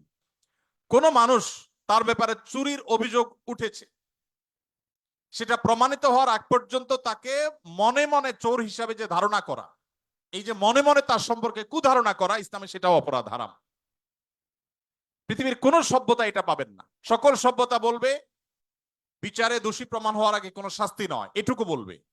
ইসলাম তার চাইতে আরো এক ধাপ এগিয়ে। ইসলাম বলে দোষী সাব্যস্ত করে শাস্তি দেওয়া তো যাবেই না বটে, সেই সাথে এমনকি ওই লোকটাকে মনে মনে চোর হিসাবে, মনে মনে খারাপ হিসাবে, ওই সংশ্লিষ্ট অভিযোগে অভিযুক্ত হিসাবে মনে মনে যদি আপনি তাকে নিয়ে কল্পনা করেন, তাকে যদি খারাপ মনে করেন, কুধারণা আপনার ভিতরে তার ব্যাপারে জন্মায়, তাহলে এটা আলাদা একটা অপরাধ হবে। কারণ আপনি মনে মনে তাকে তাচ্ছিল্য করলেন, অপরাধী মনে করেছেন, এটা এক প্রকারের অপরাধ যদি তার অপরাধটা প্রমাণ না হয়। ভাইরা আমার, গর্ব করার জন্য আপনার ইসলামই যথেষ্ট। ইসলাম বিশ্ববাসীকে মানুষ হতে শিখিয়েছে, মানুষকে সবার দাসত্ব বাদ দিয়ে আল্লাহর দাসত্ব তাওহীদের কথা শিখিয়েছে। ইসলাম আমাদেরকে একটি সভ্য সমাজ, একটা সভ্য পৃথিবী গড়বার জন্য যা যা দরকার তার সবকিছু বলে গেছে। পৃথিবীর সভ্যতার ধ্বজাধারীরা যারা সভ্যতার সবক আমাদেরকে দেয়, তাদের ইতিহাস যদি আপনি খুলে দেখেন, দেখবেন তারা প্রত্যেকে নানাভাবে পৃথিবীর বিভিন্ন মানুষকে, বিভিন্ন ধর্মের বিভিন্ন বর্ণের মানুষকে তারা টর্চার করে আজ তারা সভ্য হয়েছে। কিন্তু মুসলমান, তার গর্ব করার যথেষ্ট কারণ আছে। প্রিয় নবী মুহাম্মদ সাল্লাল্লাহু আলাইহি সাল্লাম, তাকে আল্লাহ তাআলা যে দিন দিয়েছেন, এই দিন পৃথিবীতে বিস্তার করবার জন্য আজকের সভ্যতার ভেগধারী মানুষগুলো, যাদের দ্বারা আমরা অনেক বেশি প্রভাবিত, যারা আমাদেরকে আষ্টে পৃষ্ঠে গ্রাস করে ফেলেছে, যারা আমাদের নিজস্ব সংস্কৃতি পর্যন্ত আমাদেরকে ভুলিয়ে দিচ্ছে, সে মানুষগুলো দ্বারা আমরা প্রভাবিত হয়ে গেছি, কারণ ইসলামকে আমরা ভালো করে জানি না। এই জন্য আমি আমার বক্তব্য শেষ করতে চাই এই উদাত্ত আহ্বান আবারও রেখে, আসুন ইসলামকে জানার চেষ্টা করি, ইসলামকে বোঝার চেষ্টা করি। আমরা বই পুস্তক হাতে নেই, কোরআনটা হাতে নেই, প্রিয় নবী সাল্লাল্লাহু আলাইহি সাল্লামের জীবনী গ্রন্থ হাতে নেই, আমরা হাতে নেই নবী করিম সাল্লাল্লাহু আলাইহি সাল্লামের সেই অমীয় বাণী হাদিসে রাসূল, আমরা হাতে নেই ইসলামের ইতিহাসের বই। এগুলো আমাদের চোখ খুলে দিবে, এগুলো আমাদের সামনের সে অন্ধকার পর্দাকে দূর করে দিবে, ইসলামকে নতুন করে অনুভব করার, উপলব্ধি করার সুযোগ এনে দিবে। সেই উদাত্ত আহ্বান আপনাদের সবার কাছে আমি ব্যক্ত রাখছি। এবং দীর্ঘ সময় আপনারা কষ্ট করে আমার এই আগোছালো এলোমেলো কথা শুনেছেন, আপনারা সমাজের সবচেয়ে গুরুত্বপূর্ণ অংশ, তারপরও আপনাদের মূল্যবান সময় আপনারা শুনেছেন। মাননীয় ভিসি মহোদয় সহ অন্যান্য শিক্ষকবৃন্দ আমাকে সুযোগ করে দিয়েছেন কিছু কথা বলবার জন্য। আমি খুব গোছানো ভালো বক্তব্য দিতে পারি যে সেরকম না, তারপর আপনারা সময় নিয়ে শুনেছেন, সেজন্য আপনাদেরকে ধন্যবাদ। যদি ভালো কিছু বলে থাকি, আল্লাহ তাআলা আমাকে, আপনাদের সবাইকে আমাদের আমল করার তৌফিক দান করুন। আমাদের সবাইকে ইসলামের আলো দ্বারা আলোকিত হয়ে আমাদের প্রিয় স্বদেশ, প্রিয় মাতৃভূমি এবং গোটা মানব জাতিকে আলোকিত করার তৌফিক আল্লাহ তাআলা আমাদের সবাইকে দান করুন। জাযাকুমুল্লাহু খায়রা ওয়া আখিরু দাওয়ানা আলহামদুলিল্লাহি রাব্বিল আলামিন। সময় তো হয়ে গেছে অনেক। প্রশ্নোত্তর সেশন থাকার কথা, কিন্তু আমাদের সময় অনেক গড়িয়ে গেছে। আমরা দেখি একটু সংক্ষেপ করে কিছু বলা যায় কিনা, অনেক প্রশ্ন। প্রথম প্রশ্ন, নির্দিষ্ট কিছু বিপদ কিভাবে দূর হবে? প্রায় 1 বছরের বেশি সময় ধরে সবর করার চেষ্টা করছি, আল্লাহর কাছে দোয়া করে যাচ্ছি, তবুও বিপদটা যেন রয়েই গেছে। মাঝে মাঝে সবরও করতে পারি না, হয়তো নিজেকে নিয়ন্ত্রণ করতে পারি না। অনেকটা সময় চলে গেছে, বিপদের পথ এখনো পার হয়নি। সবসময় আল্লাহর কাছে ফিরে আসি, চেষ্টা করি নিজেকে দিয়ে যতটুকু হয়। জানি আমার অনেক ভুল ত্রুটি আছে, সেগুলো নিয়ে আল্লাহর কাছে ক্ষমা চাই, বারবার ফিরে যায় আল্লাহর কাছে। এই বিপদ আর সবর নিয়ে কিছু নসিহত করতে, সামনে পথ কিভাবে অতিক্রম করতে পারি। আমি আমার বক্তব্যে বলেছি, মানব ইতিহাসের সবচাইতে বিপদগ্রস্ত মানুষটির নাম মুহাম্মদ সাল্লাল্লাহু আলাইহি সাল্লাম। মুহাম্মদ সাল্লাল্লাহু আলাইহি সাল্লামের চাইতে বেশি বিপদ সংকুল ছিল এরকম কোন মানুষের জীবন আপনি দেখাতে পারবেন না। এটা আমার বক্তব্য নয়, খোদ তার বক্তব্য। নবী সাল্লাল্লাহু আলাইহি সাল্লাম বলেছেন, আসাদ্দুন নাসে বালাআন আল আম্বিয়া সুম্মাল আমসাল ফাল আমসাল। সবচেয়ে বেশি বিপদগ্রস্ত ছিলেন, সবচেয়ে বেশি কষ্টে জর্জরিত ছিলেন নবী রাসূলগণ। এরপর নবী রাসূলদের সাথে যাদের যত বেশি সাদৃশ্য, যত বেশি মিল হবে, যাদের মধ্যে নবী রাসূলদের আদর্শ যত বেশি থাকবে, তাদের জীবনে বিপদ তত বেশি আসবে। অনেক মুসলিম বন্ধুরা প্রশ্ন করেন, ইসলাম যদি সত্য ধর্ম হয়, আল্লাহর অস্তিত্ব যদি সঠিক সত্য হয়, নাউজুবিল্লাহ, এরকম প্রশ্ন অনেক মুসলমানের সন্তান করেন, তাহলে মুসলমানরা কেন গোটা পৃথিবীতে মার খাচ্ছে? কেন ফিলিস্তিনে আমরা দেখি বোমের নিচে মুসলমান? কেন কাশ্মীরেও আমরা দেখি নির্যাতনের নিচে মুসলমান? কেন সিরিয়াতেও আমরা দেখি নির্যাতিতে মুসলমান? কেন ইরাকে আমরা দেখি মার খাচ্ছে মুসলমান? কেন আফ্রিকা আমরা দেখি মার খাচ্ছে মুসলমান? কেন বার্মায় দেখি আমরা মার খাচ্ছে মুসলমান? কেন চায়নার উইঘুরে দেখছি আমরা মার খাচ্ছে মুসলমান? পৃথিবীর যেখানেই মার খাচ্ছে দেখবেন মুসলমান মায়ের নিচে আছে, উপরে মুসলমান নেই। তারপরও পৃথিবী বলবে মুসলমান সন্ত্রাসী। আমাদের অনেক মুসলমানকে তারা কনভিন্স করে ফেলেছে, অনেক মুসলমানের সন্তান কনভিন্স হয়ে গেছে, হ্যাঁ তাই তো, মুসলমানরা অনেক অশান্তি সৃষ্টি করে। দুইটা বিশ্বযুদ্ধ তো মুসলমানরাই করেছিল না? মুসলমানরা না? কত মানুষ মারা গেছে দুই বিশ্বযুদ্ধে? কত মানুষ? 100 মিলিয়নের বেশি মানুষ হত্যা করা হয়েছে দুইটি বিশ্বযুদ্ধে। মুসলমানরা করেছে। মুহাম্মদ সাল্লাল্লাহু আলাইহি সাল্লাম তার আদর্শকে পৃথিবীতে প্রতিষ্ঠিত করতে গিয়ে 27টি যুদ্ধে তাকে সশরীরে অংশগ্রহণ করতে হয়েছে। 27টি যুদ্ধে, 27টি যুদ্ধে তিনি অংশগ্রহণ করেছেন। এই সকল যুদ্ধে যত মানুষ মারা গেছে, সবগুলোর যোগফল কত জানা আছে আমাদের কারোর? মাত্র 1000 মানুষ। এর মধ্যে 600 জন বিশ্বাসঘাতকতার অপরাধে দণ্ডিত হয়ে মৃত্যুদণ্ডের মুখোমুখি হয়েছে, আর বাকি 400 মানুষ মারা গেছে 27টি যুদ্ধে। কল্পনা নয়, গল্প নয়, বাস্তব। এই জন্য বলেছি সিরাতের বই খোলেন, বিবেক খুলে যাবে। গোটা পৃথিবীতে ইসলামকে প্রতিষ্ঠা করতে গিয়ে মুহাম্মদ সাল্লাল্লাহু আলাইহি সাল্লাম 27টি যুদ্ধে অংশগ্রহণ করেছেন, সেখানে মানুষ মারা গেছে মাত্র 400। 400 মানুষের জীবনের বিনিময়ে 400 মানুষের মূল্য, এটা দিয়ে গোটা বিশ্বে ইসলামকে প্রতিষ্ঠিত করেছেন মুহাম্মদ সাল্লাল্লাহু আলাইহি সাল্লাম। একটা ইউনিয়ন দখল করতে গিয়ে তো 400 বেশি মানুষ মারা যায়। আজকের পৃথিবীর মানবতার সবক দেওয়া মানুষগুলো পাখির মতো মানুষ মেরে যেখানে সমান করে ফেলছে, সেই মানুষগুলোই আবার মুসলমানদেরকে বলে যে মুসলমানরা নাকি সন্ত্রাসী, মুসলমানরা নাকি পৃথিবীতে অশান্তি সৃষ্টি করছে। অথচ গোটা পৃথিবীর যেখানেই মার চলছে, যেখানেই যুদ্ধ চলছে, আপনি দেখবেন অস্ত্রের নিচে তাকালে দেখবেন মুসলমানের চেহারা, আর কোন ধর্মের মানুষের চেহারা আপনি দেখতে পাবেন না। সে আফ্রিকা থেকে নিয়ে বার্মা পর্যন্ত কোথাও আপনি দেখাতে পারবেন না। যুদ্ধ চলছে আর নিচে মুসলমানের চেহারা নাই, একটা জায়গা দেখাতে পারবেন না। এত কিছুর পরও মুসলমানকে গালি শুনতে হয়। ভাইরা আমার, তো মুহাম্মদ সাল্লাল্লাহু আলাইহি সাল্লাম, তার জীবন ছিল সবচেয়ে বেশি কষ্টের, সবচেয়ে জর্জরিত। এখনো মুসলমানরা সবচেয়ে শান্তিকামী, তারপরও তাদের সবচেয়ে বড় ব্লেমটা হজম করতে হয়, সবচেয়ে বড় মিথ্যা অভিযোগ তাদের উপরে করা হয়। অথচ মুসলমানরাই হলেন পৃথিবীর সবচাইতে শান্তিকামী, সবচাইতে শান্তিকামী। যেই কোনো বিচারে আপনি উন্মুক্ত মনে যদি বিচার করেন, আপনি দেখবেন যে পৃথিবীতে কোন গণহত্যার সাথে পৃথিবীর ইতিহাসে মুসলমান শাসকদের বহু দোষ ছিল, বহু ত্রুটি ছিল, শতকণ্ঠে আপনি সমালোচনা করতে পারেন।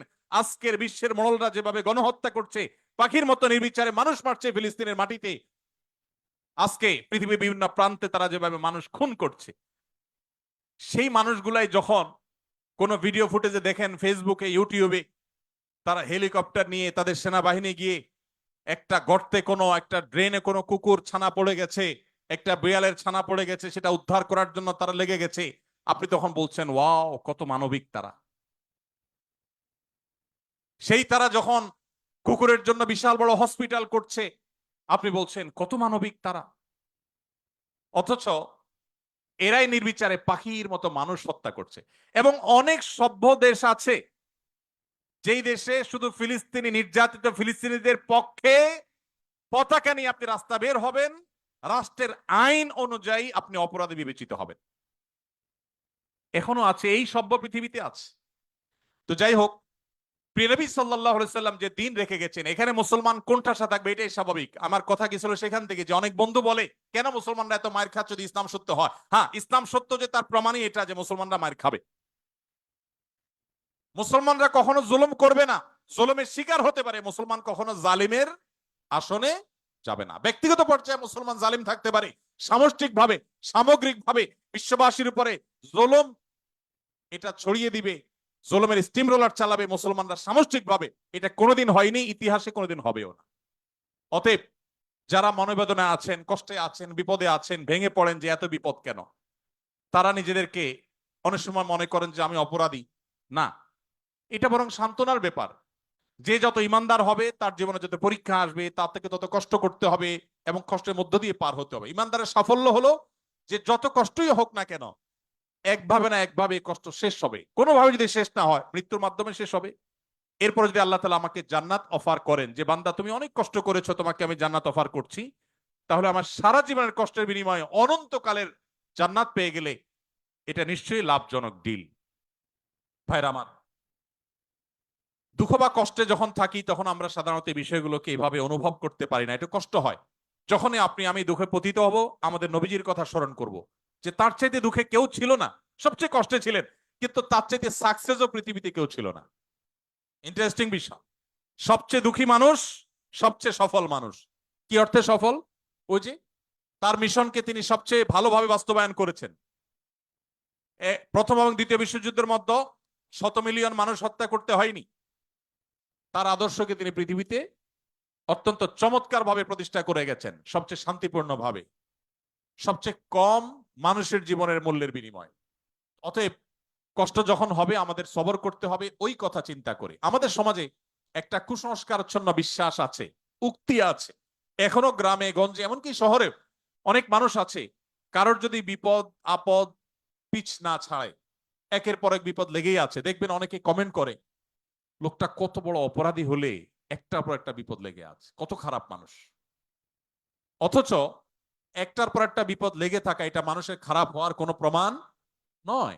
একটা মানুষ ফেরেশতার মতো ভালো মানুষ হয়েও তার উপরে বিপদ হতে পারে, বরং কখনো কখনো লাগাতার এবং ধারাবাহিক বিপদ এটা তার সততার, আল্লাহ ভীরুতার, আল্লাহর নেককার বান্দা হওয়ার প্রমাণও হতে পারে। তো এই জন্য আমরা যারা বিপদগ্রস্ত আছি তাদের জন্য সান্ত্বনা হলেন নবী করিম সাল্লাল্লাহু আলাইহি সাল্লাম। আল্লাহ আমাদেরকে ধৈর্য ধারণ করার তৌফিক দান করুন। নিজের সাথে খারাপ কিছু হলে মনে প্রশ্ন তৈরি হয়, কেন আমার সাথেই এমন হলো, আমি কি দোষ করলাম? সেক্ষেত্রে আল্লাহকে এই ধরনের অভিযোগ দেওয়ার মতো পাপ করা থেকে কিভাবে বাঁচবো, কি কি করলে নিজের কষ্ট দূর হবে? এখানে অনেক প্রশ্ন আছে, যে প্রশ্নগুলো আল্লাহ সম্পর্কে অভিযোগ কেন্দ্রিক। আমাদের অনেক ভাইরা ইসলামটাকে ওই যে ভালো করে বোঝা হয় নাই, ইসলামটাকে ভালো করে শেখার সুযোগ হয়নি।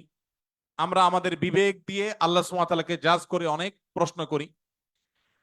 অনেক সময় আমাদের এরকম মনে হয় যে এত মানুষ থাকতে আল্লাহ আমাকেই বা কেন বিপদ দিলেন। একটু আগে যে প্রশ্নের উত্তরে আমরা বলেছি আল্লাহ তাআলা সবচেয়ে বেশি বিপদ দিয়েছেন তার রাসূলদেরকে, তার নবীদেরকে। তাহলে কি আল্লাহর নবী এবং রাসূলদেরকে আল্লাহ অপছন্দ করতেন? নাউজুবিল্লাহ। তাহলে কাউকে বিপদ দিয়ে তাকে যদি ভালো কিছু, তার চেয়ে ভালো কিছু আল্লাহ তাআলা দেন, তাহলে এই বিপদ বিপদ নয়। কোন ডাক্তার যদি কোনো রোগীকে অপারেশন থিয়েটারে নিয়ে যান, সবকিছু বেঁধে বুঝে তারপরে তাকে কাটাছেঁড়া করার জন্য প্রস্তুতি নেন, খোলা চোখে মেডিকেল সায়েন্স সম্পর্কে মিনিমাম ধারণা না থাকা মানুষের কাছে মনে হবে যে এই লোকটাকেই কেন বেঁধে এরকম কষ্ট দেয়া হচ্ছে।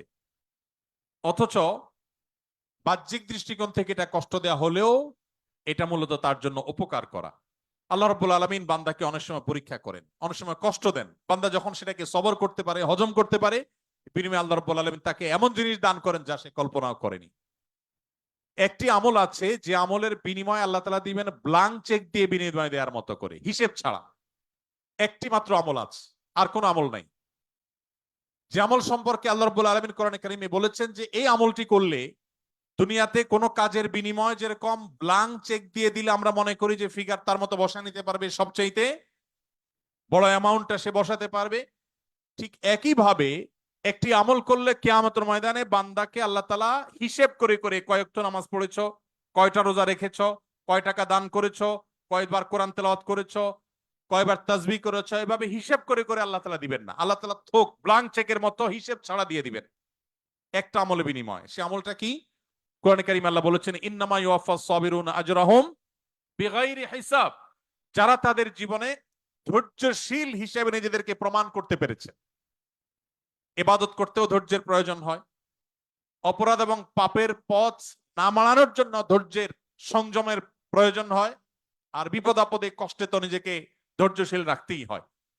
এই ধৈর্য যদি কেউ ধরতে পারে, নবী কোরআনে কারিমে আল্লাহ তাআলা বলেছেন ইন্নামা ইউওয়াফাস সাবিরুনা আজরাহুম বিগাইরি হিসাব। ধৈর্যশীলদের বিনিময় আল্লাহ তাআলা দিবেন হিসেব ছাড়া, ব্ল্যাঙ্ক চেকের মতো। এই জন্য নিজের জন্য খারাপ কিছু হলো, নিজের কোনো বিপদ হলো, আর তখন আমি মনে করলাম আল্লাহ আমাকেই বা কেন দিলেন। আল্লাহ আপনাকে ভালোবাসেন, সেজন্য আপনাকে তা দিয়েছেন। এটি আমার কথা নয়। নবী সাল্লাল্লাহু আলাইহি সাল্লাম বলেছেন ইন্নাল্লাহা ইযা আহাব্বা কওমান ইবতালাহুম। আল্লাহ যখন কোন সম্প্রদায়কে, কোন মানুষকে ভালোবাসেন তাকে পরীক্ষায় ফেলেন, তাকে বিপদে ফেলেন। এটা আল্লাহ সুবহানাহু ওয়া তাআলার সিস্টেম। এই জন্য যারা বিপদগ্রস্ত হয়ে আমরা মন খারাপ করি তাদের জন্য এই সমস্ত হাদিসে রয়েছে সান্ত্বনা। ক্যাম্পাসে অনেক সময় কম্পিউটার বা মোবাইলে গেমস কম্পিটিশন হয়, এতে অংশগ্রহণ করার ব্যাপারে শরিয়া দৃষ্টিভঙ্গি কি? আমি জানি না আপনাদের ক্যাম্পাসে কিরকম গেমস এর কম্পিটিশন হয়, কি ধরনের হয়, সেটার স্বরূপ কি। যদি এমন কোন কম্পিটিশন হয় যেটা বাহ্যিক দৃষ্টিকোণ থেকে গেমস বলা হলেও সেটা জ্ঞানমূলক, সেখানে শিক্ষার কোনো ব্যাপার আছে, সেখানে কোনো টেকনিক্যাল বিষয়ের কোনো কম্পিটিশনের ব্যাপার আছে, যদি এরকম হয় তাহলে সেটা শরিয়া দৃষ্টিকোণ থেকে নাজায়েজ নয়। আর যেই গেমস নিছকই গেমস, এখানে কোনো টেকনিক্যাল উন্নয়নের ব্যাপার নেই, এখানে কোনো কারিগরি দক্ষতার কম্পিটিশনের ব্যাপার নেই, নিছকই টাইম পাস, তো এটা একজন মুসলমানের জন্য কোন অবস্থাতে শরীয়ত জায়েজ করেনি। কোরআনে কারীমের 18 নম্বর পারার সূরা মুমিনুন একদম শুরুর দিকে প্রথম 3-4টি আয়াতের মধ্যে আল্লাহ তাআলা বলেছেন ওয়াল্লাযীনা হুম আনিল লাগওয়ি মুরিদুন। যারা অহেতুক কাজ থেকে বেঁচে থাকে, আল্লাহ তাআলা আরো কিছু বৈশিষ্ট্যের অধিকারী মানুষদেরকে বলেছেন উলাইকা হুমুল ওয়ারিসুন আল্লাযীনা ইয়ারিসুনাল ফিরদাউস ওয়া হুম ফি খালিদুন। এই মানুষগুলো জান্নাতুল ফিরদাউসের অধিকারী হতে পারবে কিয়ামতের দিন, এবং সেখানে তারা চিরকাল থাকবে। এই জান্নাতুল ফিরদাউসের অধিকারী মানুষদের বৈশিষ্ট্যের মধ্যে একটা হলো তারা অহেতুক কাজ করবে না। ইসলাম আমাদেরকে সেই ধরনের খেলাধুলার অনুমোদন করে, অ্যাপ্রিসিয়েট করে, যেগুলোতে আমাদের শারীরিক কসরত হয়, ব্যায়াম হয়, এক্সারসাইজ হয়, এবং সেখানে পারস্পরিক লেনদেন নেই, জুয়া নেই। আপনি যদি শরিয়ার সীমানার মধ্যে থেকে ফুটবল খেলেন, আপনি যদি শতরঞ্জমুক্ত না থাকে, আপনি যদি শরিয়ার সীমানার মধ্যে থেকে ক্রিকেট খেলেন, সেখানে যদি আপনার টাকনোর নিচে কোনো পোশাক না যায়, আপনি যদি ব্যাডমিন্টন খেলেন, সেখানে যদি শরিয়ার কোনো সীমানা লঙ্ঘন না হয়, আপনি যদি এমন কোন খেলাধুলা করেন যে খেলাধুলার মধ্যে আপনার শারীরিক কসরত থাকে, শরীয়ত সেটাকে অনুমোদন করে। নবী করিম সাল্লাল্লাহু আলাইহি সাল্লাম কোথাও যাচ্ছিলেন, কিছু যুবক মিলে এরকম কোন একটা খেলাধুলা করছিলেন যেটা তাদের শারীরিক কসরত হয়, সেটা দেখে নবী করিম সাল্লাল্লাহু আলাইহি সাল্লামকে দেখে যখন তারা নিবৃত হয়ে গেল, নবী সাল্লাল্লাহু আলাইহি সাল্লাম তাদেরকে বললেন তোমরা থামলে কেন? এটা করো, শরীয়ত নিষেধ করেনি তোমাদেরকে। অতএব যে সমস্ত শারীরিক কসরত রয়েছে, এরকম খেলাধুলা আছে, সেগুলোকে অনুমোদন করেন, কারণ এগুলো আমাদেরকে মানসিক রিফ্রেশমেন্ট এনে দেয়। এর বিপরীতে যত গেমস আছে আজকের পৃথিবীতে, মোবাইলে হোক, কম্পিউটারে হোক, ট্যাবে হোক, যতভাবে হোক, এই গেমস গুলোর কোনোটি, এমনকি অফলাইনে যে সমস্ত গেমস আছে, তাস খেলা, ক্যারাম খেলা, আর অনেক খেলাধুলা আছে, যে খেলাগুলোতে আসলে শারীরিক কোনো কসরত নাই, এগুলোকে শরীয়ত অনর্থক কাজ হিসাবে বিবেচিত করে এবং এগুলোর জন্য কিয়ামতের ময়দানে আল্লাহর কাছে জবাবদিহি করতে হবে, এগুলো গুনাহ। সমস্ত উলামায়ে কেরাম একমত। এই সমস্ত খেলাধুলো, সেটা লুডো বলেন বা অন্য যত রকমের খেলাধুলা আছে অনলাইনে অফলাইনে, এগুলো মানুষকে মানসিকভাবে আরো ভারাক্রান্ত করে দেয়, মানুষকে আরো বোর করে দেয়। এই ধরনের খেলাধুলা করার পর আপনার মধ্যে মানসিক রিফ্রেশমেন্ট কখনো আপনি পাবেন না, কখনো আপনি রিফ্রেশ বা ফ্রেশনেস আপনি কখনো অনুভব করবেন না। এই জন্য শরীয়ত এগুলাকে নিষেধ করে। অতএব আপনার এখানে কি ধরনের কম্পিটিশন আমি জানি না, আমি শুধুমাত্র মৌলিক কথা বলে রাখলাম। বেশিরভাগ সময় অসুস্থতা আর বিপদ আপদে লেগেই থাকে, ট্রিটমেন্টের সাথে সবরও করছি চরম সীমা পর্যন্ত, তবুও মানব দেহ তো এত এত বিপদে ফরজ ইবাদত গুলো ছুটে যায়, যখনই ছুটে ছুটে তীব্র খারাপ লাগা কাজ করে, মন ছটফট করে আল্লাহর ইবাদত করার জন্য। কখনো পারি কখনো পারি না, কত দিনই ভাইদেরকে দেখি মাশাআল্লাহ, কত দিনই জ্ঞান, আমিও জ্ঞান চর্চা করতে চাই কিন্তু পারি না। আচ্ছা, আল্লাহ কি আমায় পরীক্ষা করছেন নাকি আযাব দিচ্ছেন? কখন বুঝবো কোনটায় আছি, আযাব নাকি পরীক্ষা? দেখুন, আল্লাহ রাব্বুল আলামিন আমাদেরকে যখন কষ্টে ফেলেন, সেটা একাধারে আল্লাহর পক্ষ থেকে আমার কোন কৃতকর্মের ফলস্বরূপ আযাব হতে পারে, আবার পরীক্ষা হতে পারে আমার মর্যাদা বৃদ্ধির জন্য, আবার আল্লাহ সুবহানাহু ওয়া তাআলা আমার কোনো ভুলকে ক্ষমা করার জন্য এই কষ্টটা দিতে পারেন যে আমি সবর করলে আল্লাহ মাফ করবেন। ইমানদারের কোনো বিপদ যদি সে ধৈর্য ধারণ করতে পারে, কোনোটাই তার জন্য ক্ষতির কারণ নয়। কোন মানুষ যদি সুস্থ থাকা অবস্থায় কোনো ইবাদতবন্দি করতেন, অসুস্থ হওয়ার পর তিনি আর করতে পারেন না, আল্লাহ রাব্বুল আলামিন তাকে সুস্থ অবস্থায় করলে যে পরিমাণ সওয়াব দিতেন, অসুস্থ অবস্থায় করতে না পারার কারণেও আল্লাহ তাআলা তাকে সমান সওয়াব তাকে দিবেন। তো এই জন্য একজন ইমানদার তার এই সমস্ত কারণে ডিপ্রেসড হওয়ার কোনো কারণ নাই। অনেক মুরব্বীরা আছেন, বৃদ্ধ মানুষ আছেন, যে চাইলে অনেক নফল আমল করতে পারেন না। তাদের জন্য সান্ত্বনার বিষয় হলো যে আপনি সুস্থ সবল থাকা অবস্থায় যদি আমল করে থাকেন, তাহলে এখন অসুস্থ অবস্থা করতে না পারার কারণে আল্লাহ তাআলা আপনাকে বঞ্চিত করবেন না, আপনাকে ওই পেনশনের মধ্যে করে সওয়াব দিবেন ইনশাআল্লাহ তাআলা। এরপরে প্রশ্ন হলো, ইসলাম অনুযায়ী কোনো ব্যক্তি যদি অমুসলিম অবস্থায় বা কালেমা না পড়ে মৃত্যুবরণ করে, তাহলে সে জাহান্নামে যাবে। কিন্তু অন্য ধর্ম অনুযায়ী জান্নাত বা স্বর্গে যাওয়ার জন্য শর্ত হচ্ছে ভালো কাজ করা, অন্যের ক্ষতি না করা। বিভিন্ন ধর্মের পণ্ডিত ব্যক্তিরাই, যাদের নিজের ধর্ম সহ অনেক ধর্মের জ্ঞান আছে, তারা এত জ্ঞানী হওয়া সত্ত্বেও ইসলামের সত্য উপলব্ধি করতে পারে না। সেখানে একজন স্বল্প জ্ঞানী বা অশিক্ষিত ব্যক্তির ধর্ম সম্পর্কে স্টাডি করে সত্য খুঁজে পাওয়ার বা চাওয়ার সম্ভাবনা বা সদিচ্ছা তো অনেক কঠিন বা কাল্পনিক। আবার পরিবেশের সমাজ ব্যবস্থাও মানুষের মনস্তত্ত্বের উপর অনেক প্রভাব ফেলে, এবং সাধারণ ব্যক্তি তো আর নবী বা উলিয়া উলিয়া পর্যায়ের না যে সে গভীর চিন্তায় সত্য খোঁজার ব্যাপারে নিমগ্ন থাকবে। এমত অবস্থায় অমুসলিম দেশের সাধারণ ব্যক্তি, যার যৌক্তিক চিন্তার ক্ষমতা কম, এমন ব্যক্তি ভালো কাজ করার পরও জাহান্নামে যাওয়া কি ইসলামে অনেক কঠিন বা কট্টর বর্বর বানায় না? বা এই ধরনের আইন বা আদেশের ব্যাখ্যা কি ইসলামে যেখানে ইসলাম যেখানে যেখানে ইসলাম মানে যৌক্তিক ও শান্তির ধর্ম? অনেক দীর্ঘ প্রশ্ন, কিন্তু প্রশ্নটা পরিষ্কার। আমাদের কোন মুসলিম ভাইয়ের মনে প্রশ্ন জাগতে পারে যে অন্য ধর্মাবলম্বীরা আল্লাহর প্রতি ঈমান না আনার কারণে সে জাহান্নামে যাবে কেন? সে তো অনেক ভালো কাজ করেছে। অনেকে প্রশ্ন করে, বিদ্যুৎ যে আবিষ্কার করেছে, তার আবিষ্কৃত বিদ্যুতের লাইট দিয়ে কোরআন পড়ে আপনি জান্নাতে যাবেন, আর সে বেঈমান হওয়ার কারণে জান্নাতে যাবে না, কেমন কথা? অনেকে প্রশ্ন করেন না? অনেকে প্রশ্ন করেন। এই টাইপের আরো অনেক প্রশ্ন আছে, আমি আর উদাহরণে যাচ্ছি না, একটা দিয়ে আপনারা আশা করি বুঝতে পেরেছে। খুব ইন্টারেস্টিং প্রশ্ন কিন্তু। যার বিদ্যুতের আলো দিয়ে কোরআন পড়ে পড়ে আপনি জান্নাতে যাবেন, সেই বিদ্যুতের আবিষ্কারক তিনি শুধু মুসলিম না হওয়ার কারণে জান্নাতে যাবেন না, কেমন যৌক্তিক কথা? আপনারা অনেক সময় দেখবেন সোশ্যাল মিডিয়াতে কোন অমুসলিম খেলোয়াড় মারা গেছে বা অমুসলিম কোন বড় স্টার তারকা মারা গেছে, তো লেখা হয় RIP, রেস্ট ইন পিচ। এটা লিখলেও হুজুররা বাগড়া বাঁধে, হুজুরদের জ্বালায় আসলে কোথাও থাকার উপায় নাই। তো RIP লেখছে পোলাপান, সেখানে হুজুরা বলে না, জায়েজ নাই, একজন অমুসলিম তাকে কেন আপনি রেস্ট ইন পিস বা জান্নাতে আরামে ঘুমাও এটা বলতে পারেন? এই যে প্রশ্নটা, এই প্রশ্নটার অনেক টেকনিক্যাল উত্তর দেওয়া যায়। আমি একটা সংক্ষেপে খুব সহজ উত্তর দিই। আমি খুব সাদামাটা মানুষ, একজন টিপিক্যাল হুজুর, আপনারা সব শিক্ষিত মানুষ। দেখেন, বিদ্যুৎ যিনি আবিষ্কার করেছেন, বা আপনি যে অমুসলিমের কথা বলছেন, যিনি ব্যক্তিগতভাবে অনেক ভালো মানুষ, অনেক কিছু, বাট ইমানটা নাই, অন্য ধর্মাবলম্বী কোনো মানুষ, তাকে জীবদ্দশা যদি আপনি বলতেন ভাই চলেন জান্নাতে যাই, তিনি কিভাবে নিতেন এই কথাটাকে? আমি কি বোঝাতে পারি নাই আপনাদের? একজন অন্য ধর্মাবলম্বী, ধরেন একজন খেলোয়াড়ের নাম বলো না, মুসলিম,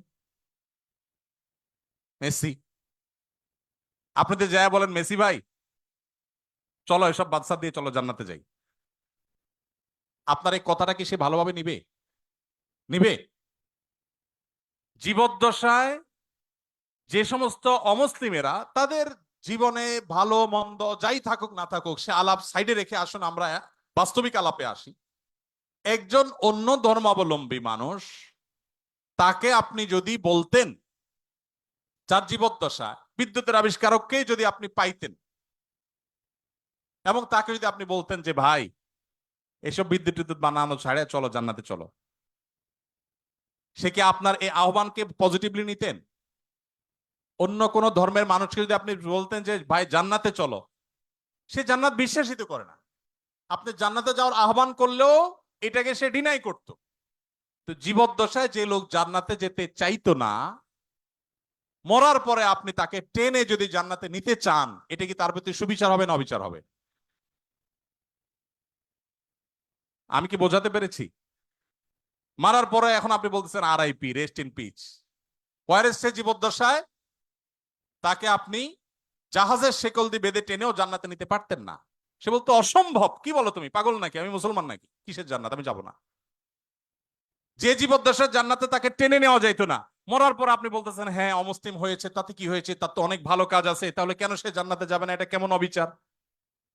আপনার এই চাওয়াটাই তো অবিচার, আপনার এই চাওয়াটাই তো অযৌক্তিক। ভাইরা আমার, আমরা আল্লাহ সুবহানাহু ওয়া তাআলাকে আমাদের মতো করে ভাবি। আমরা চিন্তা করি একটা মানুষের সব ঠিক আছে, শুধু ইমানটা একটু নাই, শুধু ইমানটা নেই, আর সব ঠিক আছে। শুধু ঠিক আছে না, আমাদের মুসলমানদের চাইতে অনেক বেশি ডিসিপ্লিন মেনটেন করে, অনেক মাশাআল্লাহ তাদের আচার আচরণ সুন্দর, পারতপক্ষে কোনো পশুকে কষ্ট দেয় না, যদিও মুসলমানকে বোমা মারে, অনেক ভালো ভালো গুণ আছে। এত ভালো একটা মানুষ, এরা জান্নাতে যাবে না কেমন কথা হলো? সবই আছে শুধু ইমানটা নেই। ব্যাপারটা কেমন হয়েছে? ধরুন এই যে মোবাইল ব্যাংকিং, নগদ, বিকাশ, এটা সেটা, এম ক্যাশ, অনেকগুলো আছে। মোবাইল ব্যাংকিং বা এই যে ডিজিটাল পৃথিবীতে যে অ্যাকাউন্ট নম্বর, এই টেকনোলজি সম্পর্কে কোনো ধারণা নাই। আফ্রিকার জঙ্গল থেকে একটা মানুষকে আপনি তুলে আনলেন, যেই লোকটা, বা আফ্রিকার জঙ্গল যাওয়া লাগবে না, আমাদের দেশে এখনো অনেক মানুষ এমন থাকতে পারে, কোন গ্রামে গঞ্জের চিপা চাপায় এমন কোন মুরব্বী বৃদ্ধ মানুষ থাকতে পারে যে এগুলা কিছু বুঝেন না, যে নাম্বারগুলা ভ্যালু কি। এরকম কোন মানুষের সামনে ধরুন দুটা লোক ঝগড়া করছে, তাদের পাওনা টাকা নিয়ে, একজন পাওনাদার আর একজন দেনাদার। পাওনাদার ঝগড়া করছে যে তুমি, আমি যেই নাম্বার দিলাম তুমি সেই নাম্বারে টাকাটা না দিয়ে আরেক নাম্বারে দিছো, তুমি এত বড় একটা ভুল করলা, টাকাটা আমি পাইলাম না, আমার দরকার ছিল, তোমার সাথে কমিটমেন্ট ছিল তুমি দিবা, কেন দিলা না? এটা নিয়ে তিনি খুব ঝামেলা করছে। আর ওই বেচারা বলতেছে ভাই সবই ঠিক আছে, শুধু একটা ডিজিট ভুল হয়েছিল, জাস্ট একটা ডিজিট, টাকা তো আমি ভাই পুরাটাই দিছি, 10,000 10,000 দিছি, একটা ডিজিট ভুল হয়েছে, এত চিল্লাচিল্লি কি আছে ভাই? আরেক ভদ্রলোক, আরেক ভদ্রলোক তিনিও দেনাদার, তিনি 10,000-এর জায়গায় মাত্র 2,000 দিয়েছেন, তিনিও 10,000 দেনা ছিলেন। তার ব্যাপারে সে এতটা রাগারাগি করছে না, বলছে ভাই 2,000 দিছো, তাও তো দিছো, আমার অ্যাকাউন্টে আসছে ঠিক মতো, ভালো, আর বাকিটা দিয়ে দিও টাইম মতো, ঠিক আছে। এখন ওই যে বৃদ্ধ চাচা, যে এই টেকনোলজি সম্পর্কে কোনো ধারণা নাই, সে চাচা এসে এখন বলতেছে ভাই একটা লোক 2,000 দিল, তুমি খুশি হয়ে গেলা, আর এই বেচারা 10,000 দিল, 10,000 দিছে, পুরাটাই দিছে, লাগলে আরো 2,000 হয়তো বাড়াইয়াও দিছে, শুধু একটা ডিজিটের ভুলের কারণে এত চেঁচাচেতির কি আছে? এই চাচাকে কেউ বুঝাতে পারবে? কেন বোঝাতে পারবে না? কারণ এই টেকনোলজিটা তার জানা নাই। ভাইরা আমার, আমাদের অনেক বন্ধু আছেন যারা আল্লাহর অনেক বিধানকে, শরিয়ার অনেক বিধানকে, কোরআনের অনেক নির্দেশকে তাদের লজিক দিয়ে তারা বিচার করে। এটা তো ইলজিক্যাল, এটা তো অযৌক্তিক। আরে ভাই, আরবিতে একটা প্রবাদ আছে, আল ইনসানু আদা উল্লিমা জাহিলু।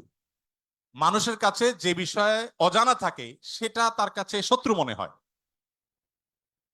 আপনি যে টেকনোলজি জানবেন না সেটা আপনার কাছে ইলজিক্যাল মনে হবে। বিদ্যুৎ আবিষ্কার হয়েছে আজ থেকে কত বছর আগে? কত বছর আগে?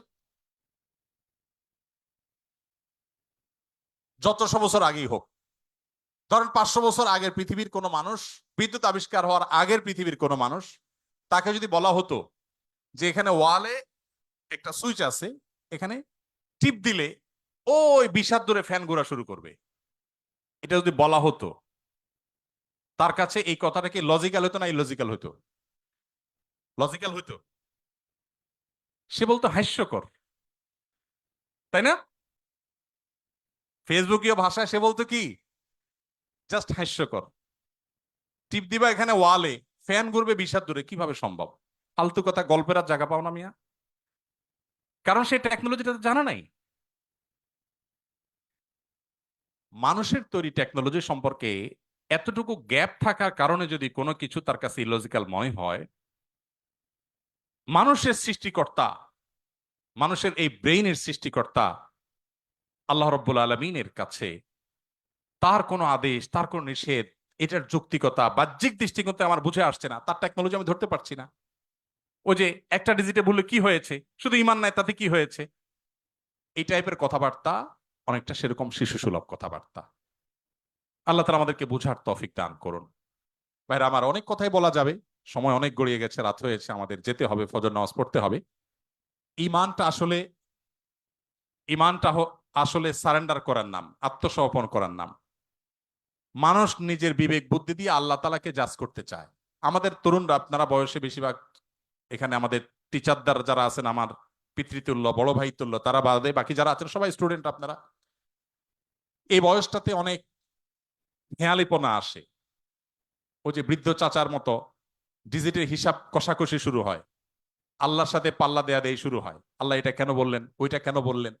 ভাই, আল্লাহ রাব্বুল আলামিন, কেউ যদি অমুসলিমের ঘরে জন্ম নেয়, আল্লাহ তাআলাকে যদি সুস্থ বিবেক বুদ্ধি দিয়ে থাকেন, তিনি অসুস্থ না হন মানসিকভাবে, শুধুমাত্র তার কাছে এই জিজ্ঞাসা থাকবে তার বিবেক তার সৃষ্টিকর্তার পথে তারে পথ নির্দেশ করেছে কি করেনি।